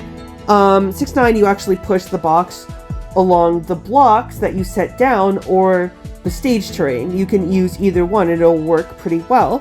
And it's actually kind of satisfying to pull off. That same thing doesn't really exist as much to the same extent in 7-8, so I'm going to put it slightly below somewhere here, but it's not a bad puzzle. I do think it's slightly better than 6-7 and 6-5 in the sense of it's longer, it has more scale, it actually, you know, it is a little more brain taxing, yeah, especially with the height, with the escalator, trying to figure out how not to block your box with the boxes, right? So what else have we got? We've got 8-1. This one's actually kind of nice. I'm gonna put this above the stage 4s. Right? Maybe, is it as good as 3-6 and 6-1? I mean, it's a little more tedious, a little more drawn out. It's still upper tier though. Better than the stage 4s? Yeah, I would say so. Just because you can actually use advanced techniques on it, and like it's just, again, like, it's a nice foundation puzzle. It's a nice setup for 9-7, which brings me to that puzzle. I mean, 9-7 again and 8-1 are like very close. 9-7 is just a better, longer. I mean, yeah, it's a longer, unless you use the sort of advanced block placement, like I mentioned, to actually let you put 2 blocks on that and carry you up height-wise. That's what I usually do when I solve the puzzle nowadays. What else? We've got 8-7. Again, yeah, conveyors suck, kind of, but at least you don't have to be involved with them as much as something like 6-4. So it's not upper tier, but it's better than 9-1, I would have to say. Maybe even better than 5-1 because of the way this game's UX works. 8-10 is one of those drawn-out, bloated stage finales that still works for B tier, absolutely. But there's so many things in it that just kind of feel cobbled together. Again, like it feels padded, so this is a lower B tier. I mean, is it better than 4-3 kind of just by virtue of like being a longer, bigger puzzle that has more ideas to offer? Yes, probably. I would say so. Is it better than 9-1? Yes. How about I think the only one that I haven't talked about yet is 10-4. And again, that's a bit drawn out with the cop. I do like the idea of the cop and his implementation here, even if he is really annoying on original hardware, because you got hit by the flashlight once, you have to start all over. But it's definitely not the worst puzzle in this tier. Is it better than the stage 5 ones? Both of them, yeah. I mean, I would say so, if only marginally. Maybe not as good as, like, 2-6 or maybe 8-7, which actually, again, encourages this useful, like, use of heights. What else have we got? Is 7-2 down this low? I don't think so. I think it's better than 10-4. Just simply because 10-4 is like kind of, okay, you get the idea, you get the picture. Even if it is, like, admittedly satisfying to carry out that picture. Let's see. Is 8-10... Yeah, okay. I mean, the only one I haven't really talked about yet is 9-6, and this is definitely not low tier. This is like mid tier, just for its kind of creative use of stopping the escalator and actually using a revolving door in a way that's not tacked on last minute, right? It actually does present some meaningful test of, like, reasoning ability to some extent. It's a very mid tier puzzle. Is it better than the stage 4s? Actually, yeah, I would actually have to say so. Maybe only marginally. And that's just because it does have its own form of exploration in a late stage way that I actually really like. As I think I mentioned in the commentary for stage 9 itself, right? I don't know, I do like the top 3 in this list, the top 4, I do like the top 5 in this list, basically. I'm gonna put 6-9 up higher, right, basically. And the stage 4 one's down a bit lower. Simply because I really, when I think about it, I really do like how 6-9 uses the stage terrain. I wish more stages did that, honestly, right? Like, is 9-6 that high? I mean, 7-8 is just kind of, should probably be there. 6-7-6-5 are a little better than 9-6. They present actually original ideas, and especially 6-7 is, like, just satisfying to push the box against the laser. Is it better than 2-6? I think 2-6 is a bit more daring in how it presents an original idea, and it kind of trolls you, especially if you're a new player, which is not a bad thing for this game, right? Like, in particular. Does 9-6 beat the stage 4 puzzles? Yeah, probably. So, I'll put it around there. Now, how about 7-4? Again, does it beat 4-5 and 4-7? Maybe by a little. Just because the core puzzle itself is still so good. 7-4, I mean, kind of loses to 2-6 on just purely originality grounds, right? So, something like that is probably around where I'd put it. 8-7 and 7-2 are kind of interchangeable. I just prefer 7-2 a little more, because no conveyor belts. 10-4, you've got 5-1, 5-7, again, they're interchangeable there, but go ahead and put that there. For 5-7 is just, you know, kind of more satisfying to play through, and it's not a huge difficulty spike like 5-1 is, which again does factor into these rankings. And then for the rest of the lower tier, you've got the bottom, like 8-10, 4-3, 9-1, 9-10, which I'm okay with, and 9-10 being like the absolute bottom of B tier, as I mentioned. So I'm pretty okay with that ordering, with 6-1 being the best of the B tier puzzles, 9-10 being the worst. They're just kind of scatter around in the middle there like that. So yeah, that's pretty good. A tier. Right, so let's move on to the second to last tier. What would be the best puzzle in this? There's not that many to look at. There's only like 12. It's not the finale. That's probably somewhere in the middle. Right? The grand finale is very, like, it's very expansive. It has that huge sense of scale, like I mentioned. It's very impressive. It's very awe-striking. But, like, does that automatically make it a better puzzle than all the other A tiers? No, not necessarily. Not really. In fact, I would just say straight up no. In this case, there are much better A tier puzzles in this tier, even. Like 7-6, right? As I mentioned, I solidly praise that as an example of practical intelligence. And the only reason it wouldn't be S tier, is because it's, I wouldn't say it's as transformative as a puzzle like 8-2 or 10-7, right? Like, just the way the different objects interact with the environment, and you basically have to play chess with like 2 different objects of height 2 being totally different behavior-wise. So 7-6 is a really neat example of ABP and everything, but I wouldn't say it completely rises to the S level of transformativeness of those 5, right? That I'll rank at the very end. 3-5 though is probably, I did say the core puzzle was really good, but probably the least good among these cream of the crop A tier puzzles. When I say cream of the crop A tier, it's like, this is not grade inflated, because C is average, right? You can truly see this kind of almost bell curve shape, where C is the mode and the median, and the average, as I calculated, was like C and 0.08. It's C 0.08. So, if I assign like numerical values like F equals 0, E is 1, D is 2, C is 3, B is 4, A is 5, and S is 6, then it averages out to about 3.08, right, to be exact. Just barely above C, so that's definitely plenty average. How about 4-8? I actually think this is one of the more exciting puzzles in the game, but is it one of the best A tiers? Not necessarily, because once you've done one side, you kind of get the idea. Oops, not S tier. You get the picture, you just kind of have to repeat it a few times. But for stage 4, it's really formidable. It's really impressive. Like I mentioned, and Kid Me did get stuck on a lot. What do I consider 5-2? It's kind of too simple to be anywhere above low A tier, but is it better than 3-5? I do think so, just because it invites like multiple solutions, whereas 3-5 is more of a linear structure. Not to say that's a bad thing. It's still A tier for a reason. It's still a perfectly good puzzle. 6-3. This one is one of the best. Yeah, maybe only move it down to like here, or yeah, move it down here for now.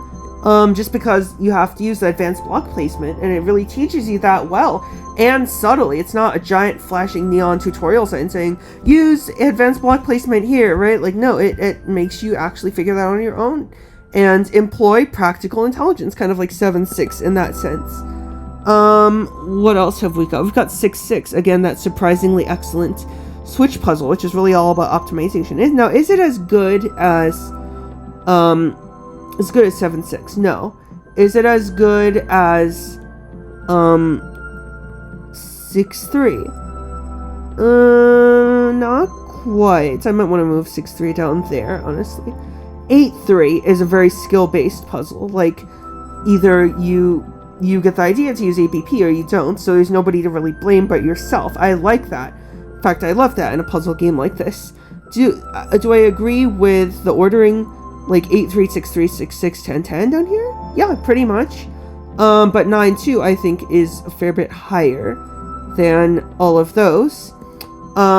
Simply because of like simplicity and the satisfaction of like, oh, that's the nice clean solution. You get around these lasers, and it's this whole mindset shift. Same with 9-8. You have to think, oh, I have to block that with specifically a horizontal. Great, now how do I do that? And that whole challenge is like the whole excitement. It's what makes this puzzle what it is. So 9-2 and 9-8 are very close together, with 9-8 getting that very slight edge. The grand finale, 10-10, is like somewhere in the middle. It's not a low A tier puzzle, don't get me wrong, but like there's plenty of like supremely, like absurdly interesting rooms in that puzzle, but Is it one of the best? No. Is it one of the worst in A tier? Relatively speaking, also no. It's better than all of these, right? Like, I think it's better than 5-2 and 3-5. Where does 10-6 fall? It's only one of the two puzzles other than 9-9 that I couldn't solve on my own, but, you know, I mean, this is a really creative setup. It's a really demanding, like, you actually have to think within a time limit. The time limit's a little too short, though, which is why I kind of hesitate, and just the cop's kind of unpredictable movements, but I'm going to put it above 4-8 for now. And then there's really only one puzzle left to rank, which is 9-4. Is it better than 4-8? Yeah, I'd say so. It's like, it's got the sprawling sense of scale with the lack of repetition. But is it better than 10-6? Not exactly. I mean, you kind of see what to do. Whereas with 10-6, figuring out what to do is the whole challenge. So I'm going to put it that as the final ordering. Yeah, with 7-6 is the best, 3-5 is the worst in A tier. I say worst kind of loosely, which I'm going to have to do even more so for S tier coming up, because these are the absolute gems of this game in PQ1. These are pretty much as good as a PQ1 puzzle is going to reasonably hope to get. Now, how do I rank these within? Which is, I could just kind of do these directly without having to go puzzle by puzzle. Which is the quote-unquote worst? Which one is the least, like, I wouldn't say even the least. Which one's, like, maybe among these 5, which is 5th place? I would have to say, to that, I would have to say 8-2. There's still, I mean, cop praise or not, that I lavished it with, there is still a cop. And if you don't really see the idea, then you're kind of stuck, right? Like, there's not much progress you can make, so I would say 5th place there. No, who gets 4th place? I would have to say one of the ones that maybe has a super elegant solution, but 10-7, I mean, is very transformative. 10-2 is basically like the final exam of box and block puzzles, like very pure puzzles, so that one has to rank high. 9-3 has that super elegant solution, so maybe that, like, the 9-3 and 10, well, these two can take 3rd and 4th place. They have elegant solutions, but I don't know if they exactly transform the game in the way that 10-7 and 10-2 do. Is 10-2 a transformative puzzle? Yes, but between that and 10-7, I'd have to give the nod to 10-7. And so, once we decide which of 9-3 and 10-1 is better, then that's pretty much it, I think. And if neither of these surpasses 10-7, then 10-7 will take 1st place. Now, which of 9-3 and 10-1 gets the bronze? 10-1 is very nice, but I think once you've tried a few things, you kind of go, oh, okay, well, there's that bridge that you need to make. If you get the idea to make a bridge, then you might be able to just go, okay, well, I get the idea that I should probably push them onto the lower part, and then from there, you just kind of, whereas with 9-3, it's really not that easy to see the bridge at all. They're the same kind of manifestation of the same idea, but 9-3 does it in a slightly more subtle, slightly more insidious way. Slightly subtler, ever so slightly. So it edges out 10-1, just barely. It's so in the way of, you know, S tier puzzles. It's squarely in the middle. It's 3rd place. And then you've got 10-2, and finally, what I consider to be the absolute best puzzle in the game, 10-7. So the final ranking for S tier is going to be 8-2. Then 10-1, followed by 9-3, and 10-2, getting a silver medal. And then finally, the absolute champion of PQ1, 10-7. So, there we have it. We've ranked all 100 puzzles in PQ Practical Intelligence Quotients.